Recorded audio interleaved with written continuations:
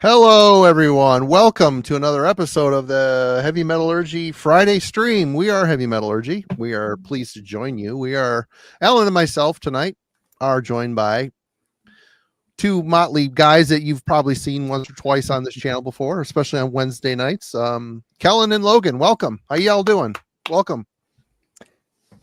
Good. Happy to be here on a Friday. It's been a little bit since I got a chance. I think last time was the end of year list. So Oh, might have been. I'm going to come back for something a little bit different. Kind of the same thing as well. So yeah. we're a one-trick pony. Yeah. Yeah, absolutely excited to be here. Kind of a one-trick pony, but it's a bigger topic, a bigger spread tonight. So looking forward to seeing what everyone picked. Alan, how you doing? Doing pretty good. Yep. It's been a week doing stuff and things, but yeah, glad to see everybody. Glad to see folks coming in on the chat. Hello to everybody. Hope folks have had a good week. We know a lot of folks may be out at Maryland Death Fest this week, but yeah, we'll still have fun here hanging out, talking with the chat. Covering a topic we've been talking about for several months. This one came up pretty early this year, I think, and both Logan and Kellen were immediately interested in it. So we kept them on speed dial when the time came so that they could join us for this one. Marty, how's your week been? I don't know. Okay. Some work. So work is good. Yep. Doing that. And, yeah, just trying to keep our head down and keep churning out content for all of our fine viewers. And yeah, we had the ossuary review this week from Logan. We did. And Wednesday night we covered the Shub Nigroth. Yeah, exactly. That you said it right. Yep. And I do want to bring up one thing before we jump here. If you are I mentioned it in the description, if you are in a band or a record label or a PR company and you would like to see your music covered here on the channel, we do reviews. Drop me an email at the ticker email address scrolling along the bottom, heavymetallurgychannel@gmail.com. Real easy to remember. Hit us up and we'll get information exchanged. Wanted to drop that before we got going a little too far into this show, but all good. Yep. And Alex, thanks for the heads up on how Milwaukee Metal Fest went, and we got folks at Maryland this week, so I guess we are in the North American festival season here. Yep. But yeah, cool to hear that Rotting Christ and some of the other bands were really good last week. There's been a lot of footage on the YouTube about the Milwaukee Fest, and it's cool to see the old Eagles Ballroom back in service again. That I went there a couple years before it switched to the what was it called? The Cellular Arena. It went to a much bigger venue and then rode that out until it ended. But yeah, Eagles Ballroom was interesting place. A lot of stages, and they had bands playing at every corner of that place. It was pretty cool back in the day. Looks like there's a lot of people going too, so it's cool it's back. Yep, folks have been really excited to have that one kind of back and seems to be up and running probably better than it used to be. Right on. We'll just leave it at that. Well, cool. What are we here for tonight? Top 10 list, no problem. Yeah, no problem at all. No issues there. But no, we towards the beginning of the year, Logan, Kellen, and I were chatting, and we thought it would be interesting to do sort of a check-in on not just the middle of the year top 10 or end of year top 10, but how the decade has been shaping up. So a sort of top 10 albums from the first 5 years of the 2020s. So we kind of have to combine lists that we've accumulated from 2020, 21, 22, 23, and 24. So there won't be any 2025 releases. Obviously, it's a little early to put any of that kind of stuff on such a list. We'll be doing that in a couple weeks. We'll do the 6-month check-in with Simon and Melanie in another month, 4 to 6 weeks. That's coming up later in the summer. But yeah, the three of us thought it'd be kind of interesting to see how the decade has been shaping up. What albums are really, withstanding the test of time early on. And, there's albums that you really like when they come out, but then you never circle back to them much. They kind of start to just collect a bit of dust, and maybe they slid down the ranking some. So, let's just kind of work around the horn with some initial thoughts about what's going on in the 2020s so far. Logan, after thinking about this and assembling your top 10, what's your kind of overall perceptions of the topic? Well, first off, how has it already been 5 years into the 2020s? It blows my mind. They do run together. Yep. Are you guys nearing the 5-year anniversary of like the COVID streams and that whole era for? It's for like streaming? the original, for Marty's original Hangout streams. We are now right at the 5-year mark for those. That's crazy, man. That this all really came out of what started 5 years ago. I mean, For sure. The whole modern YouTube scene, I think, definitely owes it to the good and the bad, or mainly the bad parts of 2020 and COVID. So crazy that's 5 years in the rear view. So definitely just some reflecting on all of that was a part of it. But it's also definitely intimidating narrowing down 5 years worth of music into only 10 albums. Mm-hmm. Like typically when it's a year-end list, that's only 365 days, but times 5, that's a hefty task. Mm-hmm. So instead of looking at like it as a whole, I just went right to my year-end list. I mean, that's why we make them, right? Kind of a snapshot of what we thought at the end of the year, and what we hope would stick with us moving forward in time. So basically, looking at my end of year list, I narrowed it down to albums that I thought were at least a 9 and above, like between a 9 to a 10. And that left me with about 30 albums to choose from. And then really the tough work began, narrowing it down to 10 from there.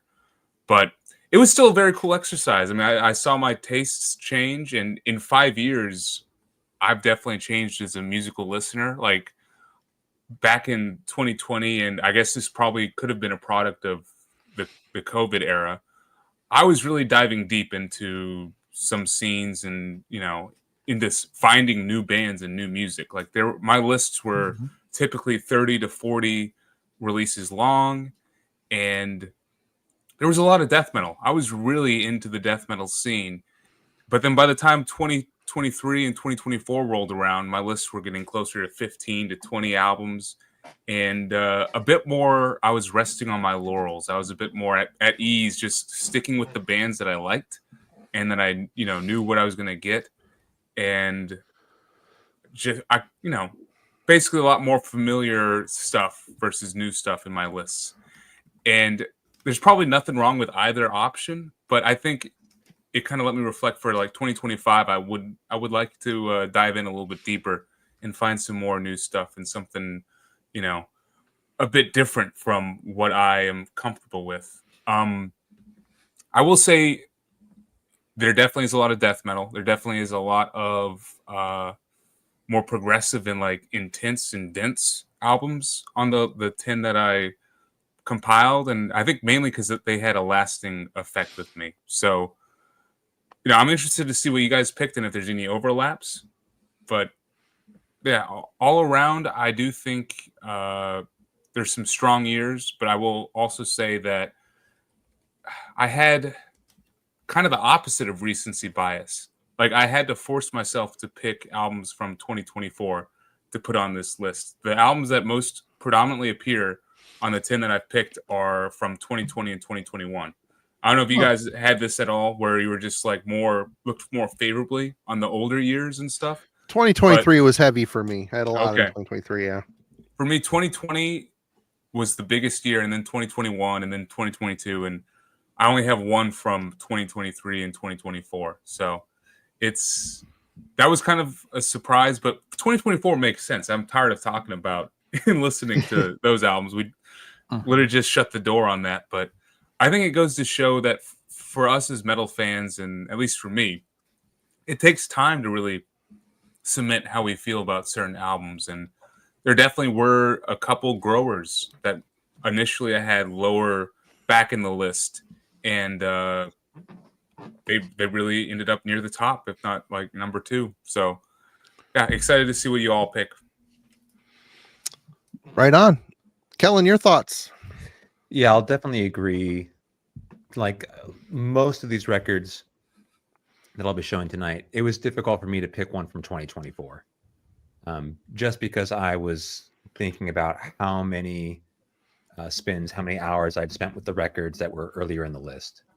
And that's kind of like what we're, I think, aiming at is if you were to fast forward in the years in the future, are these the ones you're still going to be spinning? Because I'm since I've been on YouTube in 2021, I've put together top 10 lists, but out of those top 10, how many get consistent play and rotation for me? I mean, there's all great, but the ones that I continually reach for, that kind of shrunk.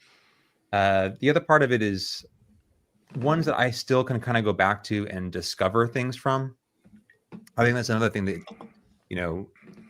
you can have with a record is you may love it initially, but there's still something you're like pulling from it, or you have to sort of find your way in some deeper meaning, or something annoys you about it that you can't quite square, that you're trying to figure out. Like those aspects to a record, I think, make it have a greater shelf life and interest. So there's some of these records initially that they weren't as high on my list, but I continually came back to them over and over and over. And as a consequence, they've kind of grown in terms of importance for me.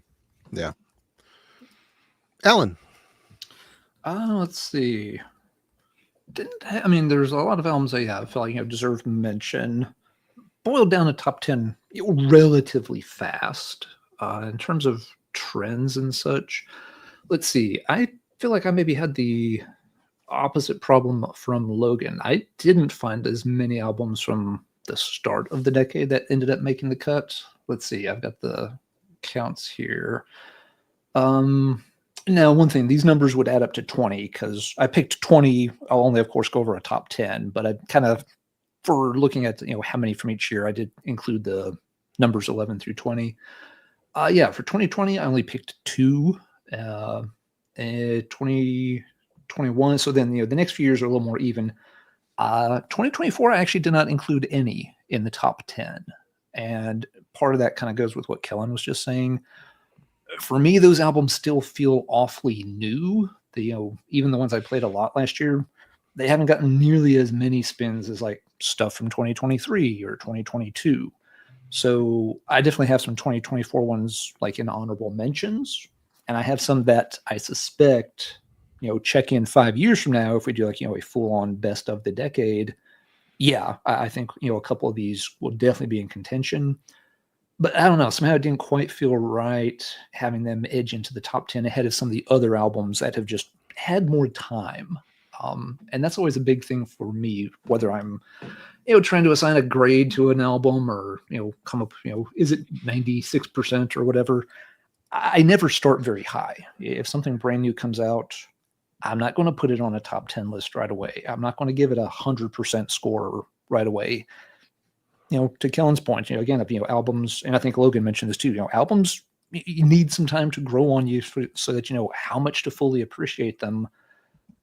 And as such, the 2024 stuff, not quite there. So spoiler alert, I won't be mentioning anything from last year in my top 10, but I will have a few honorable mentions. In terms of genres or styles and stuff, let's see.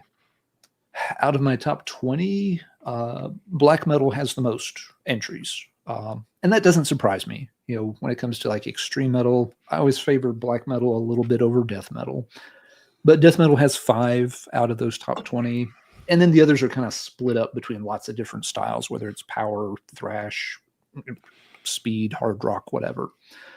But black metal as a genre has the biggest share of that pie chart.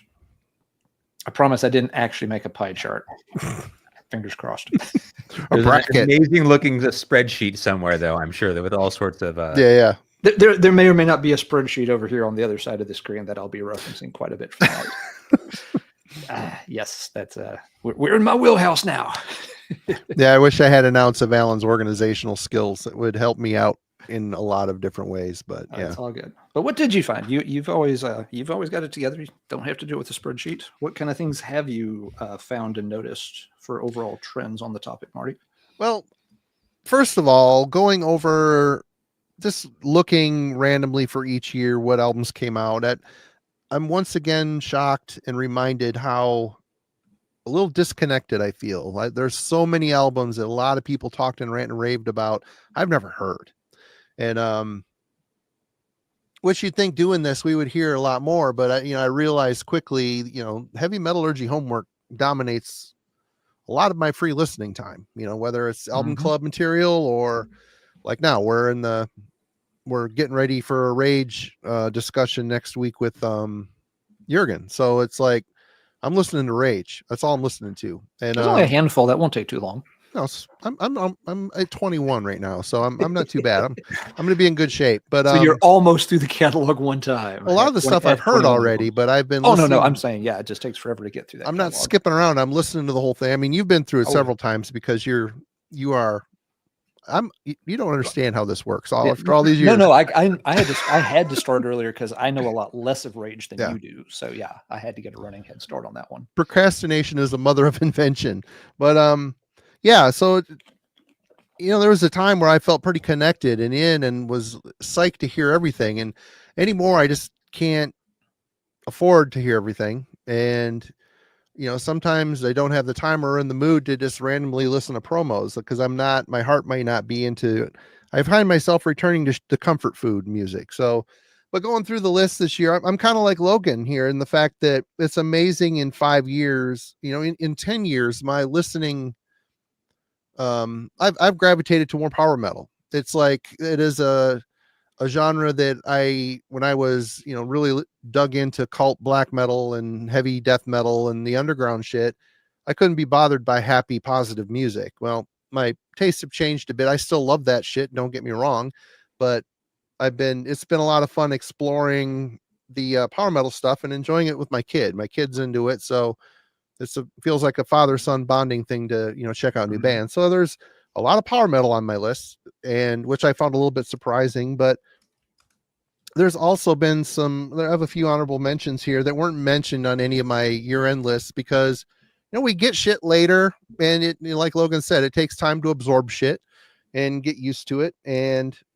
have it grow on you. Listening to things 2 or 3 times sometimes just isn't enough. But yeah, my list doesn't stray too far from my best of lists, and I don't think there's really any surprises in here, but yeah, I kind of lament the fact that there's a lot I've missed, and a lot of people saying how great it is for some reason makes me not want to listen to it. I don't know why that is. I've always been that way until I come upon it on my own and then be like, oh, this is great. I guess people were right. I'm stupid and I need to listen better. But anyway, yeah, that in a nutshell has been the last 5 years. Just, I like what I've liked, and the albums I've got to show tonight, I've all listened to them all quite a bit. So they've stayed with me after all these short 5 years, and a couple of them will probably still be on the list years down the road. So yeah, good deal. So a question, and I meant to ask you all this beforehand, but slipped my mind. Do we want to start with honorable mentions, or do you prefer to have honorable mentions at the end? Honorable mentions are fine for me, but whatever you guys want to do. Doesn't matter to me either. Kellen, Logan, do y'all have a preference? Yeah, let's get them knocked out to begin with. Okay. Yeah. I know people will be probably curious. Sure. Do them all at once or go around the horn here. What do you want to do? Was there a limit? There was no limit, but I'd say let's just, everybody do their list in one big shot. Since they are just honorable mentions, we won't dwell on them for a huge chunk of time. All right, Logan. So what's in your honorable mention pile? I have 8 total. I was gonna, I had 5 just in case. So I got 5 like true metal ones, and then 3 that are borderline. And that's why they didn't make the list. But I'm wearing the shirt. I might as well get this out of the way right now. Everyone, get your barf bags ready. Blood Incantation right out the gate. First album show. This is great heavy metallurgy stuff right here. I felt like it had to be mentioned. I mean, I mean, for sure, they've earned everything that they've got. They've earned, and I respect that band, and I like that band. They're a good band. A fan. I'm a big fan of this band. I mean, this is a 9 out of 10 album for me. I am impressed with what they did on here. It would not make the cut for the top 10, but if I expanded it to a top 20, this definitely would be on here. I think they did what they wanted to do as a band on this, and for that, they have my respect. They brought in Tangerine Dream and like Dimalik style death metal riffs. That's cool. And then sticking with some death metal, we've got this melodic technical death metal band from Iceland, Ophidian Eye. Never even This heard of is them. their debut album, or no, second sophomore album, Desolate. Came out on Season of Mist. This is like just blistering, energetic stuff. 38-minute album, flies by. Almost some power metal kind of melodies on here, but it's definitely in that tech death kind of style, but super memorable. It does have that tech death production, which could be a barrier for some people. But yeah, for me, it had to be considered. Now we're veering into some nightmare territory. Bloodhouse Nord, Disharmonium, Cool. Undreamable Abysses. I'm still really getting into Bloodhouse Nord, and this album definitely helped. This is crazy stuff.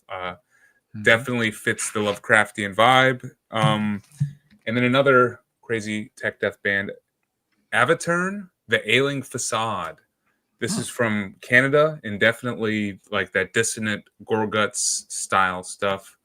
Came out on Profound Lore back in 2021. Great stuff. Real quick, the non-metal things that I have. Blood Ceremony, The Old Ways Remain. Great. Just there's a flute on this, so that's why I excluded it. But just super cool, like Jethro Tull, 70s, Sabbath worship. Love a lot of the songs on here. Super catchy. And then Crippled Black Phoenix, Ellengast. If anyone's a fan of Crippled Black Phoenix, this is definitely the album to check out. It's supposed to be like apocalyptic post metal. It's beautiful stuff. Definitely recommended. And then finally, Dozer. This is my stoner rock pick. Drifting in the Endless Void. This is my album of the year for 2023, but it was not metal enough to be included on the list. If anyone's just a fan of stoner rock, hard rock, or anything like that, please check this out. Dozer are the best in that field. There's my honorable mentions. Cool stuff. All right, Kellen. Okay, so I just picked 5. This got brought up earlier, and I guess would be qualify as my hey, I didn't see this album coming, return to the scene kind of deal. Negative Plane, The Pact. So 2022 was a monster year for me. Specifically, if you had just asked me to pull death metal and black metal, I could have done a top 10 from 2022. This was a band that had kind of been off the radar for a while. In my opinion, an important sort of early 2000s black metal project. Very much, we covered their second release on Album Club. They do like a New York sort of urban style of the genre, but was really pleased to see them back playing music, and this record's killer. So The Pact, Negative Plane from 2023. This is the second full length from Finland's Mansion, Second Death. Kind of like a culty, gothy doom project. The concept is sort of based on a cult that happened within Finland. They're a very sort of restrictive Christian cult. Very spooky, but it's a doom record that has sort of a goth side to it. I really enjoyed this one. This record we covered for Album Club 2020. Man, Fourth Dimensional Flesh. Good album. Yeah. Pretty wild sort of glimpse into what you can do when you don't have to play by the brutal death metal rules of the New York scene. Band had kind of had a demo and some early stuff in the 90s, disappeared and reemerged in 2018. This is since their sort of reformation, their second full length. And my favorite, the last one that came out in 2024, I was a bridge too far. It's just so wild, but this one kind of hit the sweet spot for me personally.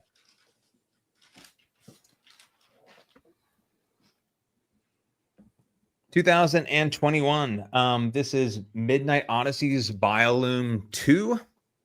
Cool cover art. Golden Orb. Crazy cover art. It's, quite a listen, which has kind of put it further down my list. Triple LP, basically 2 hours of this sort of spatial ambient epic black metal style that Midnight Odyssey is all about. What makes this project this album a little bit different is, by comparison, there's a bit more focus on like Greek epic heavy metal in terms of where the influences are. Or you can definitely see like, epic black metal coming out of Greece is the more direct example, but all the sort of lyrical content and everything focused on an epic heavy metal side, as opposed to just kind of spatial ambient black metal. And then last one, get this title right, The Apothic Wilderness, Verberis. So this is a project, this is a 2024 that makes my honorable mentions. It is basically everything that you would expect from a label like Norma Evangelium Diaboli, where it's just kind of these dark, twisted, very sort of modern sound. The recruitment, though, of Jamie St. Morant to play drums for this has sort of occupied in the same way that previously Stargazer and Ulcerate was for me back in like the 2000s.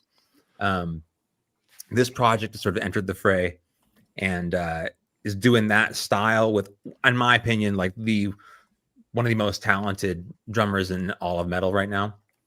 So this has kind of occupied that spot for me.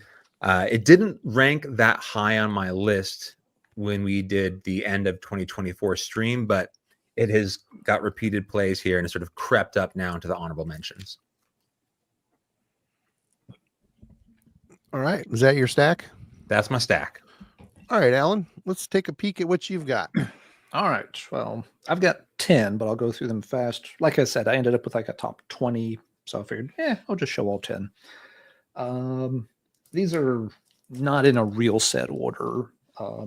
First one to mention, House of Lords, Saints and Sinners. This is more of a hard rock thing. So it was kind of immediately off the top 10 list, but it's a killer album. It's the band's 11th and arguably their best they've ever done. And I like a lot of House of Lords albums, so that gets a shout out. We've got Altrest, Follow Cold Paths. This is a newer Brazilian black metal project, but yeah, they definitely go for more of a sort of Scandinavian vibe.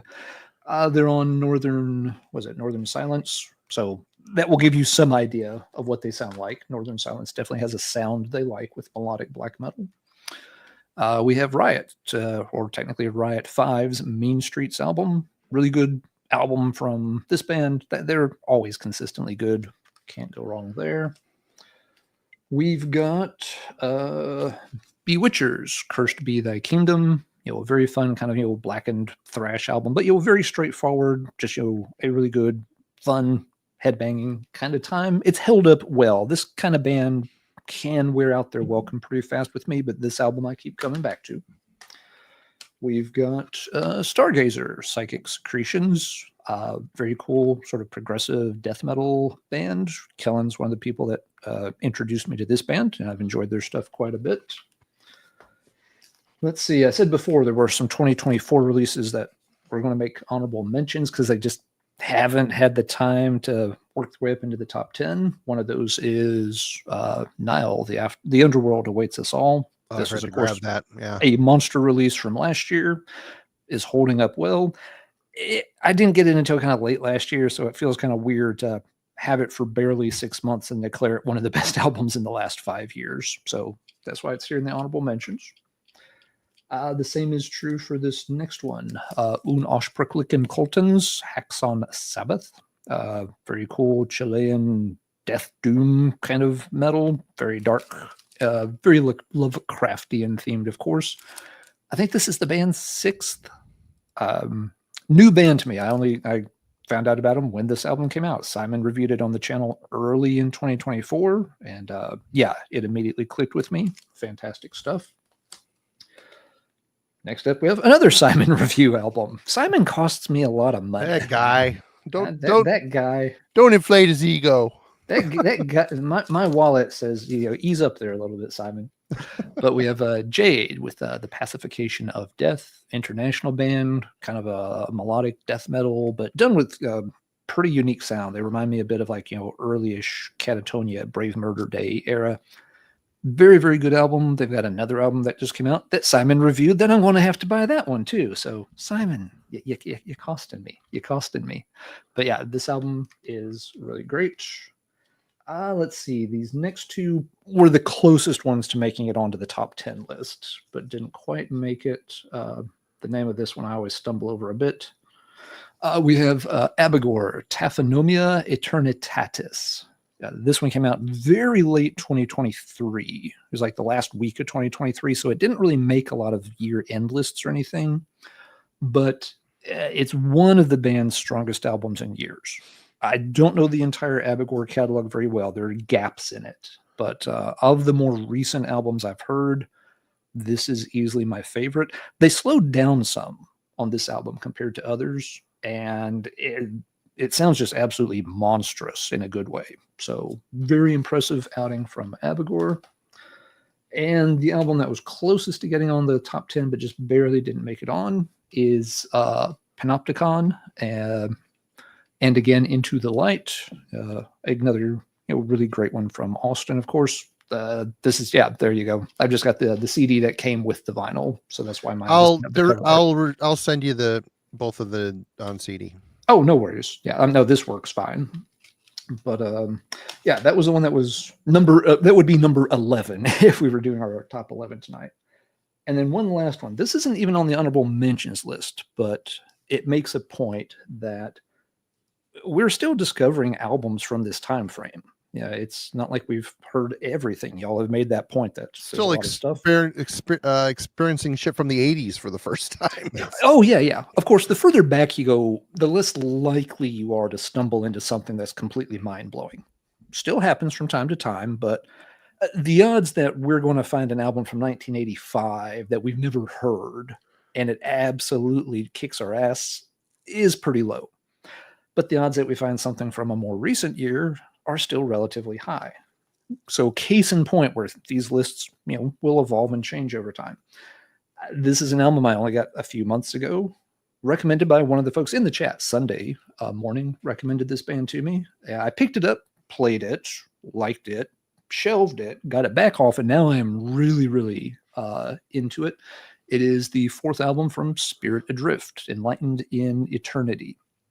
I've played this thing so much just in the past couple of weeks, and it wasn't really in prep for this show. Like I said, it really wasn't on my radar as like a best of decade kind of album, but it's now kind of knocking on the door, being like, hello, remember me? You need to spin me a few more times.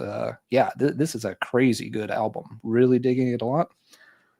I wouldn't be surprised if next time this jumps over the honorable mentions and might make it into the top 10. A really, really cool album from Spirit Adrift.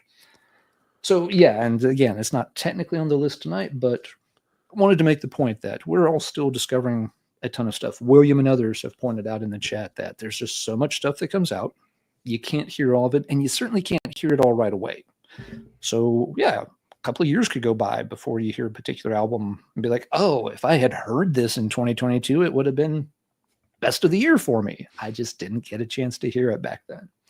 So yeah, we're all still checking stuff out and finding new cool stuff from these recent years. But those are my top 10 honorable mentions plus one. So Marty, what have you got for honorable mentions? Well, this is a recent one. It was the stream we had with Albert. We were talking about Napalm Death. We did a pretty deep dive on them and ranked them. And this is Throes of Joy in the Jaws of Defeatism by Napalm Death. Cool. This album really kind of kicked my ass. I've been listening to it a bit throughout the last couple of weeks as well. It keeps entering the vehicle on errands. And God, I just can't get over. There's a while there in the middle period, I really kind of burn out on the Napalm thing. And now they're kind of getting back into the punk thing a little bit, and they're just more crazy, which is very interesting to me. They're really doing a great job. I was really impressed with that album, their new EP as well. Next up is a Seattle band called Zoff, Exogalactic. I believe Alan reviewed this on the channel. Oh yeah. This is a really good technical album. It's got a bit of black metal and death metal technical side mixed in with power metal, a slight power metal feel in the song construction and double bass work and the solo work. Very majestic, busy neoclassical type soloing on here. This one really kind of perked my ears when I was editing his review. Butcher, 666 Goats Carry My Chariot. This came out in 2020 along with the Napalm Death. This is out on Osmos Productions. I can't remember where these guys are from, but this is really super aggressive speed metal. I could see you lumping these guys into the Ara Noir category, but this is a bit more savage speed metal. There's some Destroyer 666 triumphant type of riff work in here. It's a really good album, really caustic, fast and ferocious, very, very good. I think this is a self-titled album. I don't remember the name of it. Yimmer, I believe. Finnish black metal band featuring members of And Oceans and a couple guys from Horna, a bunch of guys from the Finnish black metal scene. It's on the ever questionable Werewolf Productions or Werewolf Records or whatever, which, you know, tread carefully if you're concerned about things like that. But this is an excellent Finnish black metal album that isn't ticking anything new in the moving the genre forward, but it's just really solid, well done Finnish black metal with the right melodic dissonance. It's really good stuff. Nachachwan Canal Black. This came out in 2022 on Bindrun Recordings. I put this out. Me and Austin put this out. And this just got reissued and out now through Nordvis Productions on CD with a couple bonus tracks. So definitely zip over there. And they also have a new album that just dropped as well. It's but if you're going in thinking it's a metal and acoustic mix, just so you know, it's a solid folk album. It's all acoustic. So don't go in thinking there's metal, but still it rules. They did a great job. It sounds really good, but it is an acoustic album. 100%. It's like their debut album, Algonquian Mythos. It's kind of a callback to that era, and it's, you know, it's a style of music that Aaron loves, and he's amazing at it. Amazing musician. But yep, Canal Black, mixing Americana and folk music with American black metal. This is a recent discovery for me, but it came out last year. Djevel's Not Till Enda, the latest album by Djevel, and Trondheim region Norwegian black metal. It's got Frost from Emperor fame on drums and a dude from Vemod in it as well. This is really good Norwegian black metal. I've picked up the other two leading up to this one as well and really enjoy it. One that didn't quite make the top 10 list, but is worthy of it. Borknagar's Fall. You know, Borknagar, they really do have their own sound, and I really respect them for that sound, but there's a middle air of this band. I just kind of got tired of it a little bit. But this one, you know, they got Seaman Hessness back, or ICS Vortex, doing lead vocals on here mostly. The lead off track on here, Summits, is absolutely amazing. And one honorable mention that is not a metal record, but is the latest from Cyberactive, and this is Endgame. This is an industrial record featuring Bill Lieb and Reese Fulber from Frontline Assembly with Kevin Key from Skinny Puppy. This is the band's second album, and it's really, really good. It might be a little bit, I think the first Cyberactive was more in line with Skinny Puppy musically. This one's a little more in line with Frontline Assembly, but there's still some weird, creepy Skinny Puppyisms that creep into the music too. It's a really good record. I found myself listening to this quite a bit. It's produced really well. It sounds good. The music is interesting, and yeah, if you're into the industrial type music, check out the latest Cyberactive. Yeah, there we go. Nice list. I feel like that could have all been the top 10 right there. Those are some great albums all around. 100%. But we should maybe dive into the top 10. Do we have anything to start with before we begin the process? Anybody have anything to add before we get going? Nope, I guess I have a quick question. Was there anything that previously didn't make like an end of year top 10 that crept its way into this conversation tonight? Yes. Not for me. Okay. Yes, there will be at least one. I don't know. I don't remember. Yeah. I had The this- Abigor was that way with the honorable mentions, but there's one in my top 10 that didn't make it into the year end top 10. The Dievil almost could have made my top 10. I mean, I just got that one in the last few months, so it's like it wasn't part of the conversation in 2024 for me. So yeah, I was never willing to pay import pricing, and then Dark Descent got a bunch of their stuff in, so I'm like, oh, I'm going to get some of it now. I didn't get all of it. They slid up a bunch of other albums, but I figured I'd do the 3 latest and stick with it anyway. Blah blah blah. Logan, why don't you fire us off with your number 10? All right. Coming Does in anybody have anything to add to Kellen's question before we jump? I mean, I'll Logan- point mine out when I get to it.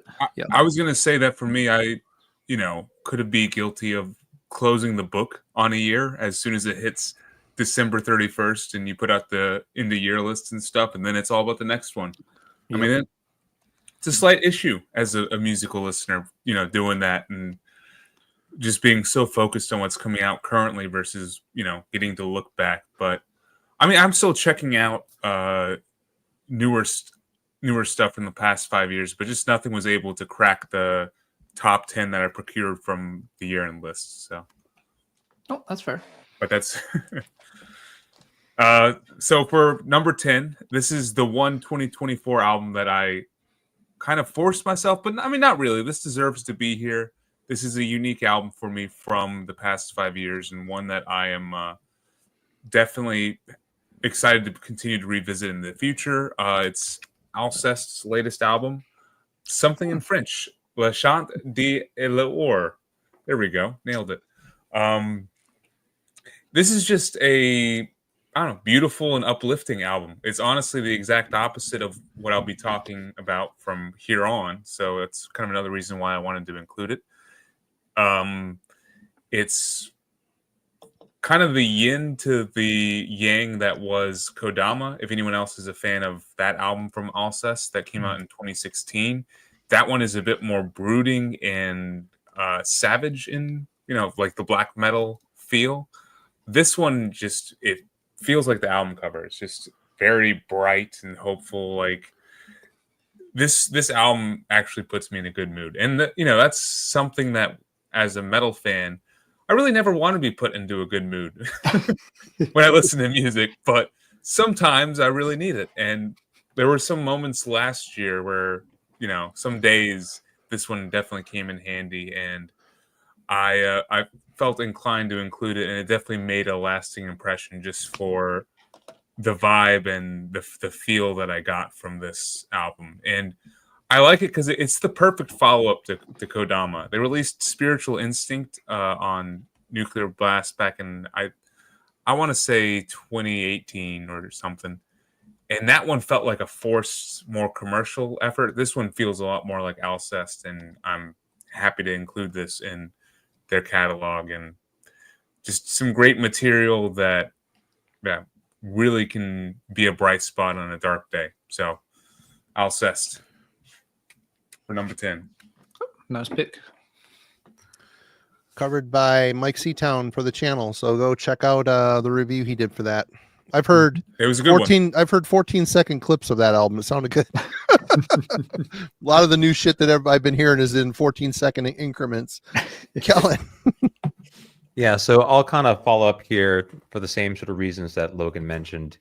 I tried to kind of think, all right, there's nothing that's going to be from 2024 that's going to make this list. So when I first, I guess, started talking to Alan about doing this stream, I automatically started cycling through old records.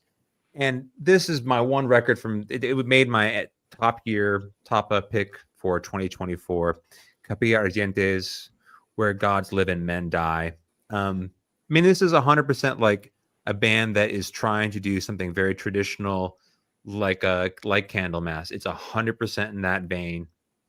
I am absolutely a fanboy for all things Chilean metal, and this epic doom record succeeds on every front.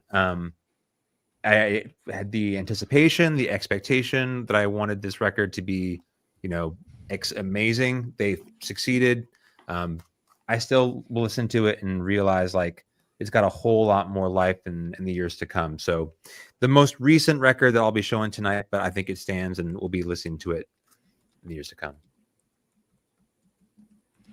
All right. Good deal. I still need to. I've heard only little bits of that one. I've never sat down and really checked it out closely, but it's on. It's on like the Bandcamp list to get around. Well, to. it's on. I don't know if it'll be on there because it's on High Roller. They don't typically do a lot of stuff on Bandcamp. So Yep. Find it elsewhere. Yep. We'll have to track that one down in a physical copy. All right, Alan, number 10. All right, number 10 is from 2023. And 2023 was the monster year for me, putting all this stuff together. Me a lot too. of 2023 stuff that made the list. It is the most recent album from Sulfur Aeon. Nice. 7 Crowns and 7 I Seals. still haven't heard that. Damn it. Really? Oh, Yeah. wow. Okay. I thought So you much picked that I've up. missed. Never did. Oh, okay. I thought you had picked that up before I did because it took me a while to get a copy. No. But yeah, great German black metal or death metal band, but they lean into some black metal too. They straddle that line a bit.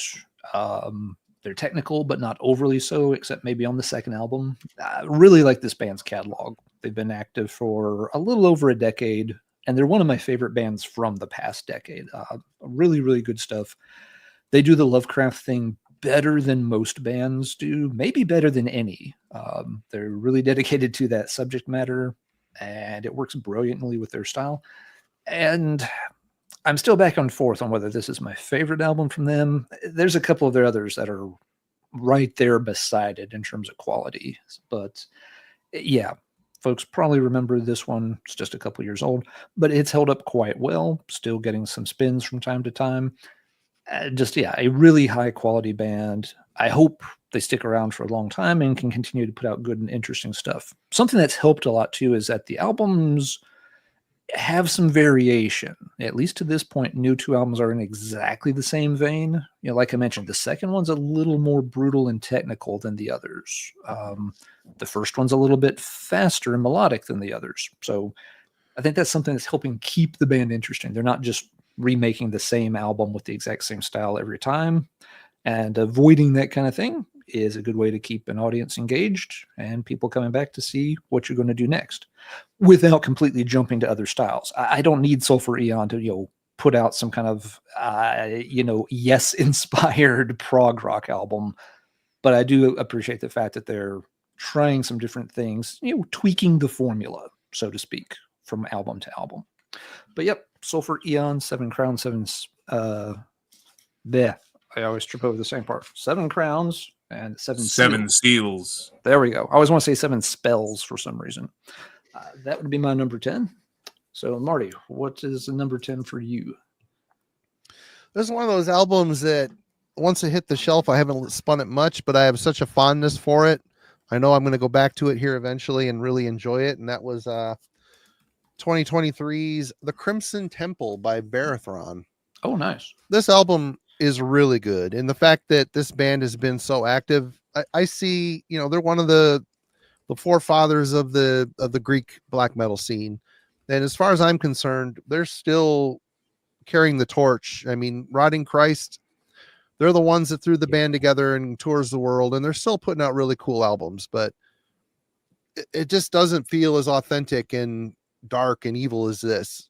Rotting Christ, to me, Sakis's vocals have suffered a bit over the years, and they kind of went with more of a cinematic, cultural type of weird exploration in their sound. This here is just straight up Greek black metal, really well done, excellently crafted songs that just have that syncopated melodic riff picking style. It's just such a signature sound, and to hear them so many years on still putting out really good records, it's inspiring. This is definitely one, if you missed it, check out the latest Barathron. The couple leading up to this are good as well, but when they got back together again and they put out that Stygian Forces of Scorn record, that album blew me away. And this, I think, is right up in league with that album. So definitely a great late in the game submission from Barathron. Very nice. All right. back to Logan. I see some of you are joining the Discord server after my comment. Thank you for doing that. Like I said, I don't know how long the link is going to last because we're not a community server. You have to be invited essentially. So the links, even though it says that they will stay forever, they expire. So the link is in the description now, is live. So if you want to join, jump on it. Yep. I think just know if you ever ask, we're all willing to, to include you in for sure. So absolutely. Always very open and welcoming as a community. Yeah.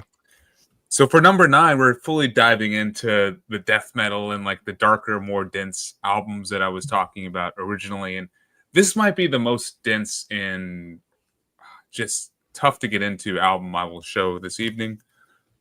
This is Ad Nauseam with Imperative Imperceptible Impulse. So this one came out in 2021. This is an Italian technical death metal band, but they're so over the top with how technical they are and how much dissonance they incorporate and how they write songs. They're almost like an avant-garde band in a way, just because it's so off the wall and just almost impossible to fully digest. Like, I've listened to this thing dozens of times and I still really have no idea what's going on. It is absolute madness. This album could give you dementia, truthfully. Like, you feel like you're lost in it. It feels somewhat similar. Yep. Come on. Start early while you can. Yep. This is just a maze of corridors and never-ending spiral staircases and stuff. It's the most over-the-top dissonant album. It could really give Obscura by Gorguts a run for its money, if not top it. I think it's actually more unlistenable and like over-the-top technical than Obscura. So I do not spin this that often for the reasons that I have listed, but it has made such an impression on me that as soon as I thought back to the last 5 years, this was one that I knew I wanted to talk about, and I feel like should be receiving a mention just because of what the band really tries to do. I mean, God knows how long it took them to write an album like this, and I mean, I'd be surprised if they could ever pull this off live. This is one of those albums where, it'd be an impossible challenge learning this. But we're all with you, Ryan. Yeah, Ad Nauseam with their second album, Imperative Imperceptible Impulse. Say that 5 times as Frederick recommended. You might want to put that in the chat too. A couple of people are asking about it. How do you spell that type of stuff? So definitely. Yeah. I think someone's got it in the chat, but yeah, if Logan, you could add it for folks to make sure. And it looks like Igor agrees with you having that one ranked really high. Cheers. All right. Kellen, number 9. Right. So number 9, heading off to Russia for this one. This is Mystic Storm. This record, so initially came out just on cassette, and then Jawbreaker picked it up here. The translation is from the ancient chaos, I guess, into the title. This band is primarily think like Detente or Holy Moses. So kind of like a speed thrash thing. But you look at the song titles here, Clanging of Swords, Riddle of Steel. All of the lyrics and imagery associated with the record is very much pulling from like an epic heavy metal thing. Their slower, heavier parts definitely call back like Sacrilege. So that kind of, I don't want to call it like punk infused sort of speed stuff, but female vocalist that screams in Russian the entire time. There are no English lyrics on this, so you just have to get along with sort of the Russian sort of cadence and lyrical content. But in terms of like a thrash speed metal record from the past 5 years, this is hands down my favorite. They do actually have a Detente cover at the end of this, at least on my cassette, Vultures in the Sky. But most people probably didn't hear about this just because, it came out just on a small cassette label to begin with, and a year later or so was picked up actually by Jawbreaker. But anyway, Mystic Storm, check it out. All right. Alan. All right. You're right there, just answering or responding to William over in the chat. A lot of folks in the chat. We appreciate everybody hanging out. Hope folks are having a good time. I just want to say, Frank just joined the Discord server. So cheers, Frank. Glad to see Frank. you on there. Right Absolutely. on. Yes. All right. So we're on number 9. Well, let's go back to Verathron one more time. Yep. And this is one that, did not make my end of year list for 2023 because it came out really late in the year. It did. It was a November release or maybe even an early December release. So, and I ordered it pretty soon after it came out, but I didn't, get it in time to really give it many spins. I tend to do my end of year list pretty late because I always feel bad when something like this shows up last second and you immediately are like, well, my list's already out of date and it's not even New Year's yet. But you can't avoid it. But yeah, excellent album. I am not really familiar with Verathron. I know a few of their albums here and there. It's a band I want to slowly work my way through more of their catalog because I've been enjoying the stuff I've heard.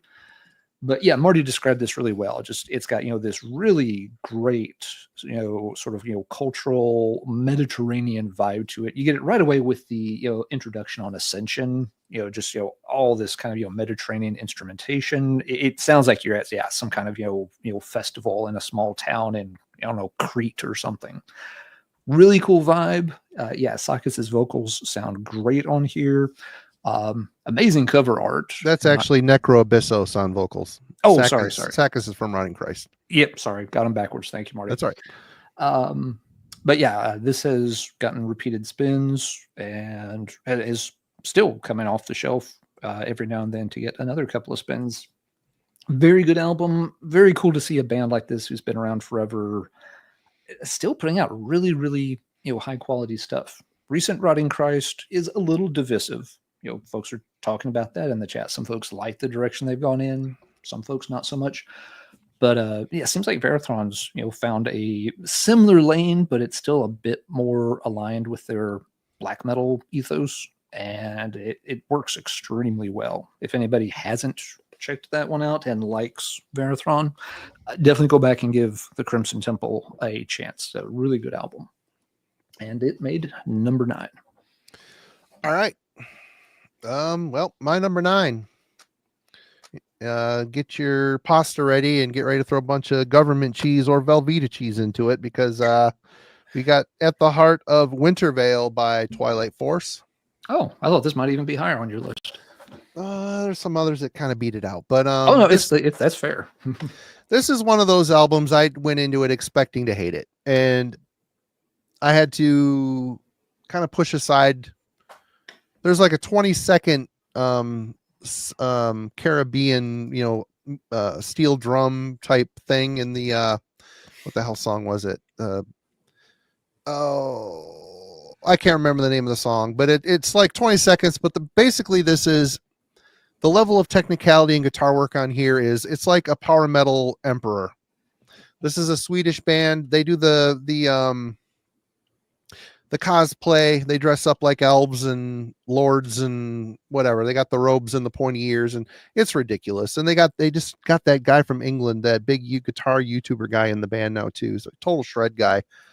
But this is a great album. It's really well done. It feels very Italian, if that makes any sense. They're a Swedish band, but they feel very Italian, like Rhapsody or Rhapsody of Fire. In fact, the singer on here has done some time in Rhapsody of Fire. So it's a really good album. If you're into super complex power metal, the way the keys and the riffs interact, it feels like Emperor. Anthems to the Welcoming at Dusk era, just very sweeping atmosphere, very swirling, busy guitar work. Good shit. Made my list. Cool. Yeah, I knew that one would. Yep. And number 8. All right. We might have a short night tonight, boys. You going to bed before? Well, we'll see. Seems like it. I don't know. Maybe I'll start talking longer. We're good. Sticking with dense and like uninviting albums. This is a pinnacle band for that kind of stuff. First, it was featured on the album club, or not this album, but this band, Ruins of Beverast, the Thule Grimoires. Honestly, I was just happy because I was late to the Ruins. Exuvia, their last album from 2018, I believe, was the first album from them I got. So I was just happy to be around when they were releasing something. And yeah, this is a very dense, but it's also very spread out and like kind of open. It's probably their most commercial sounding album, or most I feel like it's easier to get into than definitely the earlier material, and definitely something like Blood Vaults. This one does get some, flack for like the Peter Steele-esque clean vocals. I've really grown to like them. I don't necessarily associate them with Peter Steele, but more something like, like a medieval chant or a Gregorian kind of thing. I just like the tone that it brings to the music. Yeah, this album is huge though. Like the production is perfect for it. It feels just massive. And some of the songs are actually almost kind of hooky. Like tracks like Cromlech Knell and Polar His Hysteria actually get stuck in your head, which, I mean, that's like rare for Ruins of Beverest. So, but still, this is a journey. It's interesting. It's engaging. It's something that I kept going back to. So this one actually grew on me. I think when it first came out, I had this on ranked 7th for 2021. And here it is, ranked number 8 for the first 5 years. So I think the fact that this was just such a unique album and a journey I kept wanting to take made it kind of stick out with me. So I had no issue revisiting this.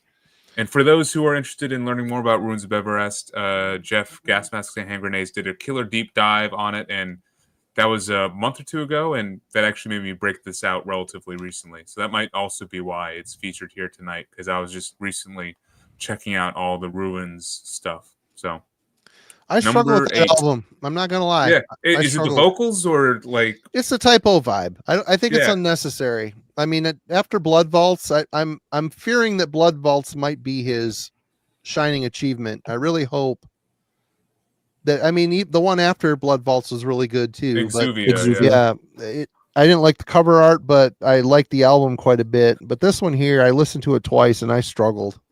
I kind of wish I did not buy the vinyl of it, but I did. So. Yeah. It takes a couple spins. I think it's definitely one that you just kind of got to get immersed in. And I don't know. I grew to like the vocals, as I said. But I could see why they'd be off-putting. I'm all for bands, incorporating influences, and I like Typo. I've got all their albums, but when I want to listen to Typo, I'll listen to Typo. It almost feels kind of like a sacred. It's their sound, See, but it's just the vocals. It's not like he's singing. He's not like he's singing about goth chicks trying to dye their hair or something. There's some musical passages too that kind of put me in mind. It went through a green and black cover. I mean, it's more. There's more in there than you think. I think, but yeah. Again, I've listened to it twice, so what the fuck do I know? It is a tougher album to get into, and I think it's for a lot of Ruins fans, it initially was a little off-putting because it does sound a little more commercial, not in a Britney Spears way or anything, but it does seem more accessible. It's not the same kind of darkness that they had cultivated over the past 3 albums in particular. The 3-album run before it is extremely strong in most people's opinion, with Foulest Semen, Blood Vaults, and Exuvia. So in a way, it's like, how do you top that kind of run? At some point, you either have to change direction, or you just start repeating yourself, or you are going to, start to get stuck in a bit of a rut. So I don't think anybody was surprised that he, tried something a little different, but I think it was a bit jarring for a lot of folks. It was one of those albums that was highly anticipated, and then it came out, and everybody was oddly quiet for a while after it came out. And you could kind of tell that's like, everyone's trying to make heads or tails of this one. It has grown on me some since it came out. I was in that same boat where I first heard it. It was just like, oh, well, I'm not sure about this. It's doing okay, but I'll admit, if I go to the shelf and think I want to hear something from Ruins, that one does not get picked nearly as much as any of the 3 that preceded. But I do like it more than when it came out. Kellen, any thoughts on this one since it's You're a Ruins fan, causing right? a little bit of disagreement here. I mean, Sure. I didn't mind it. Like for me, Phallus Semen was such a like landmark record. It's a great record too. Yeah. That I think it was like, okay, and Blood Vaults was a great sort of, follow up to it. At that point, it's like, okay, you've got your essential records. Anything after that is going to be a little bit of experimentation. I didn't mind it. It wasn't like a complete sellout, to Logan's point, right? But it's not going to be like the first one I grab. I do think though, at some point, to Alan's, like what he was having to say about experimentation and people taking some chances, I appreciate it. Like, yeah, me too. Just attempted to do the exact same thing that Exuvia was.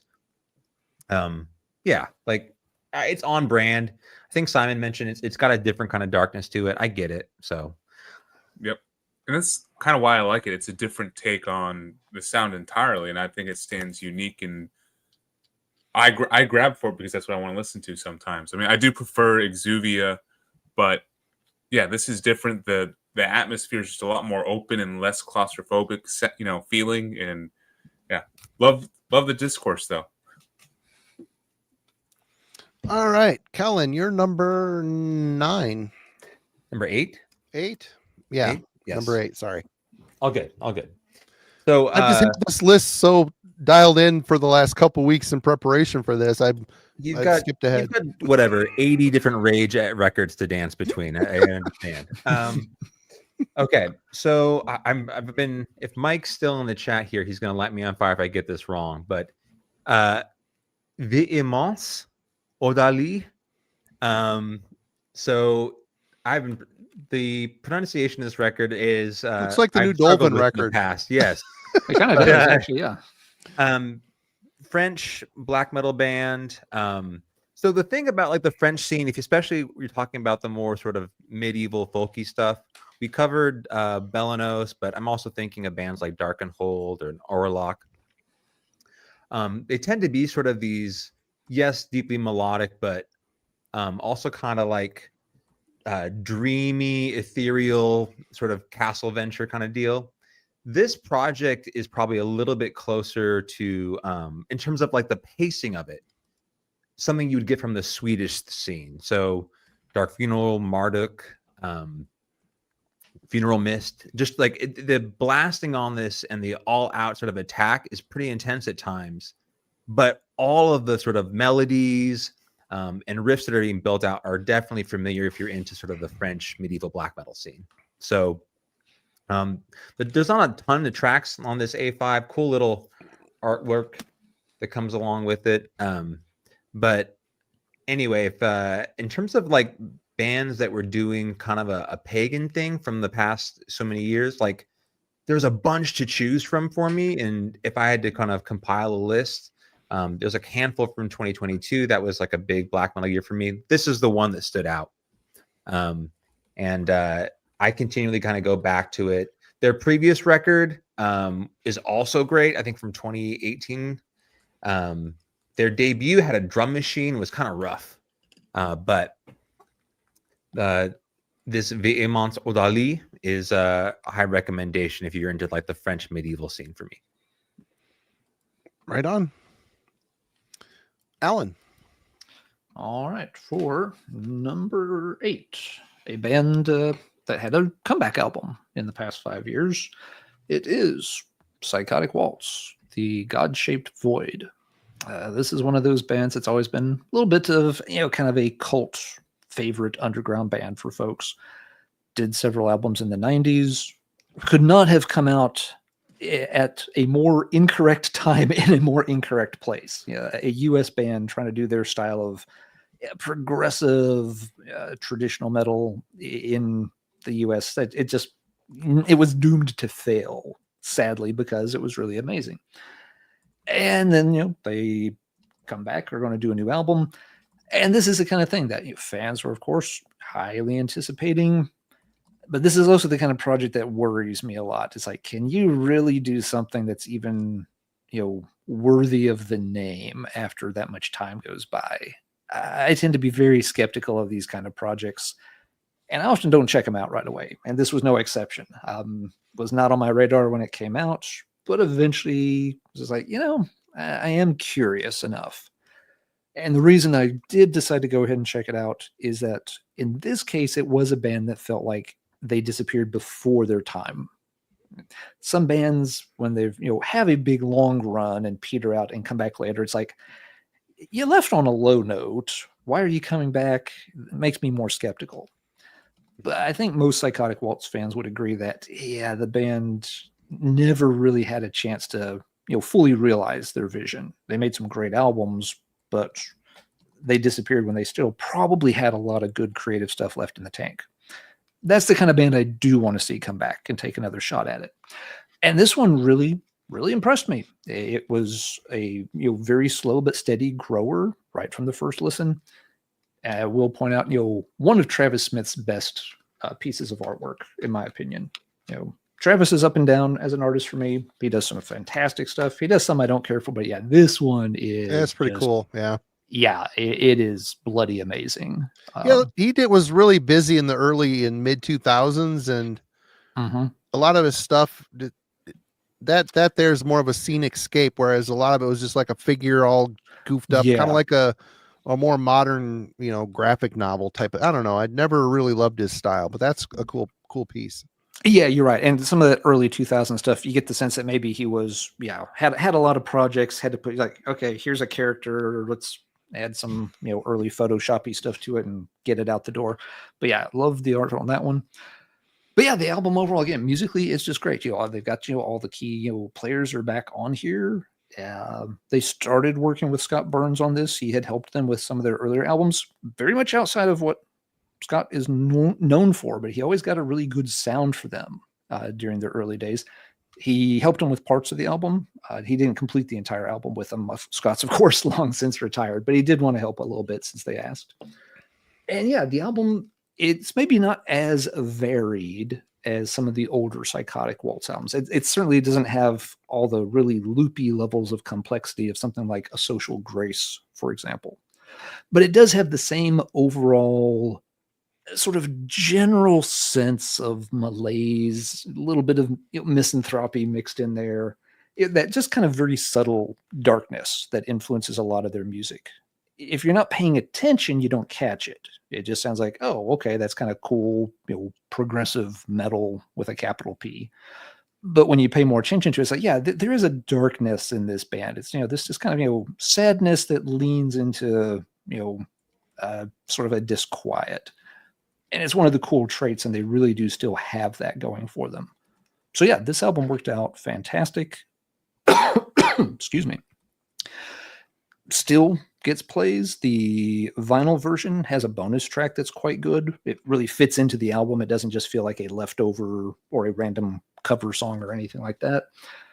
I haven't heard anything from the band's camp recently, but I think this shows that they still have legs if they want to pursue another album.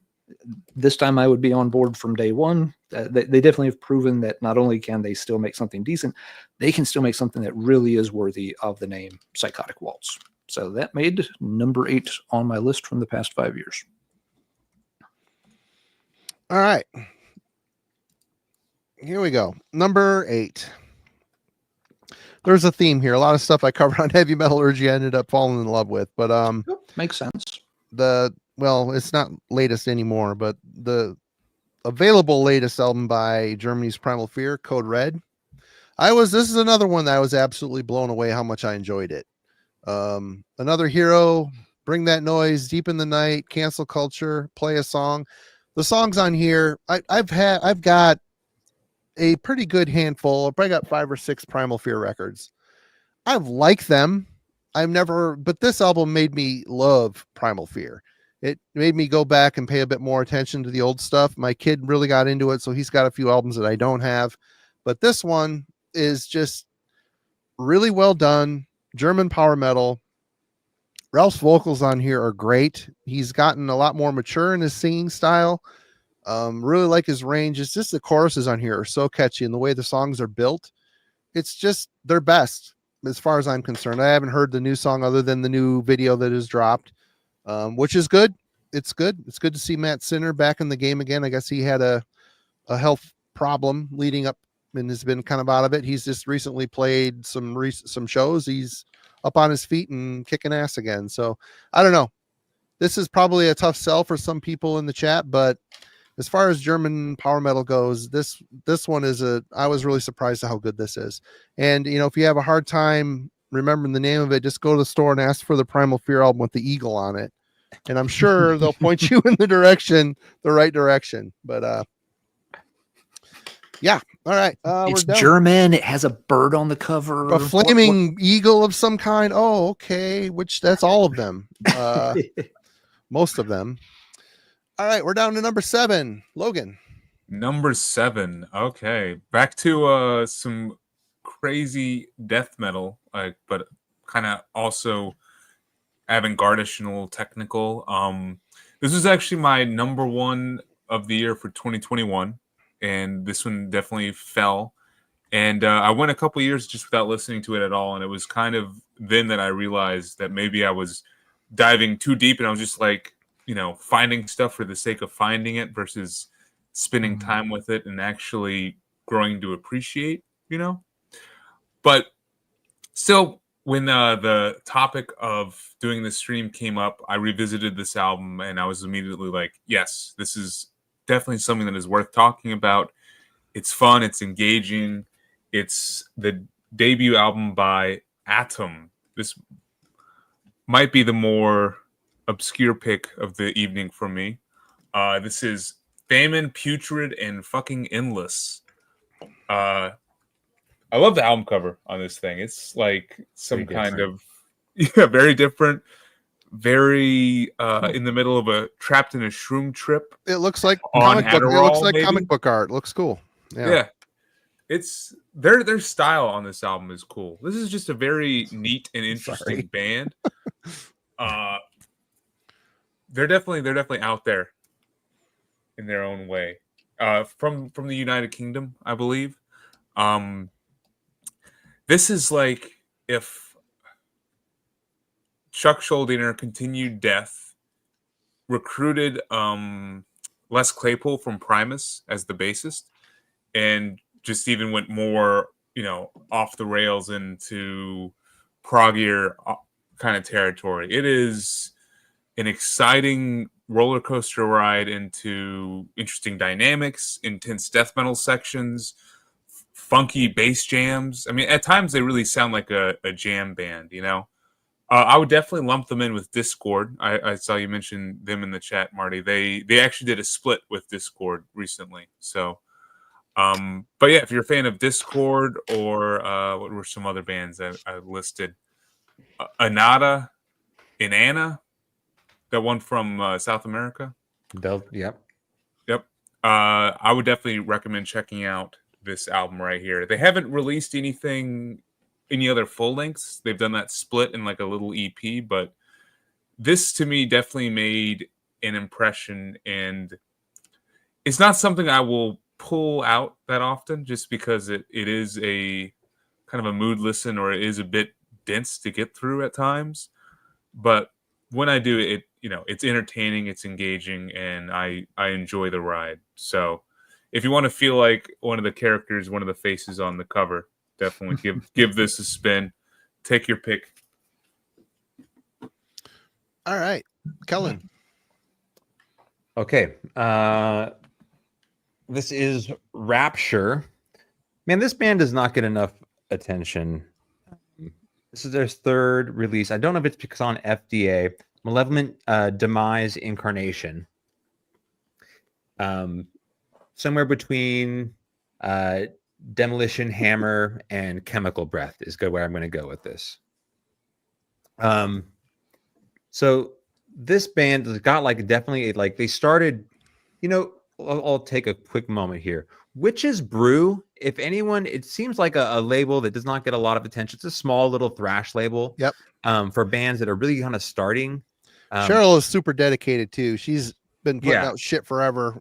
Total turns it out. It's great. And this band starts there, gets picked up by FDA. Their last 2 records show a complete maturation.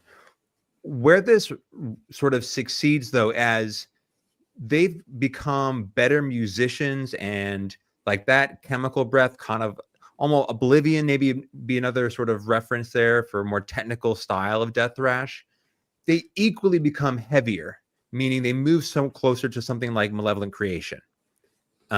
So they become more death metal at the same time, sort of improving as musicians, where I think sometimes we tend to associate better musicianship with, which especially this past 5 years, venturing further and further into pure prog territory. This band gets closer to death metal about the same time, I think. So they get heavier while they improve record by record in terms of the technical proficiency being played here. But this is their third full length. And I mean, I think everything they put out is awesome, but they just continually, improve and improve with time. One of the bands that I'll definitely go into is like, hey, next one, I would love to see more people cover it, more people talk about this band, because you think of one that got a lot of press on $20 Spin was a band like Laceration. And they're good, but I think this record is better than anything that, they put out, or and not given nearly as much sort of attention because it's not on a $20 Spin kind of label. So if that sounds like your thing, check out Rapture. This is Malevolent Demise Incarnation. All right. Several folks in the chat are very, they picked their ears up at your description there, Kellen. So I think some folks will definitely be checking that out. You woke them up from their power metal slumber. Well done. Well With done. all that fondue cheese spilling over the place, you need a little wake up call. Yeah. Went into a little bit of a food coma there, and now you're kind of shaking them out of it. Yeah. That's why we have all these wonderful contributors to the channel to turn you on to different stuff that myself or Alan might not be doing. So we love having them. Great dudes, brothers in arms for sure. And Alan, you're up. All right. And to make sure we keep the excitement going, might be time to flip a table or two. Number 7. Halloween. Number 7. What the fuck? There we go. Yeah. Yeah. You even Halloween, bro? Let the outrage begin. Yes. Now we can get into some real Springer style drama there. Halloween self-titled comes in at number 7. Didn't know where this one would fall, so had to kind of work it through. But yeah, I had found 6 albums that I would in rank. Complete shock. I don't think is he frozen. Is he frozen like that? I think he's frozen. Yeah.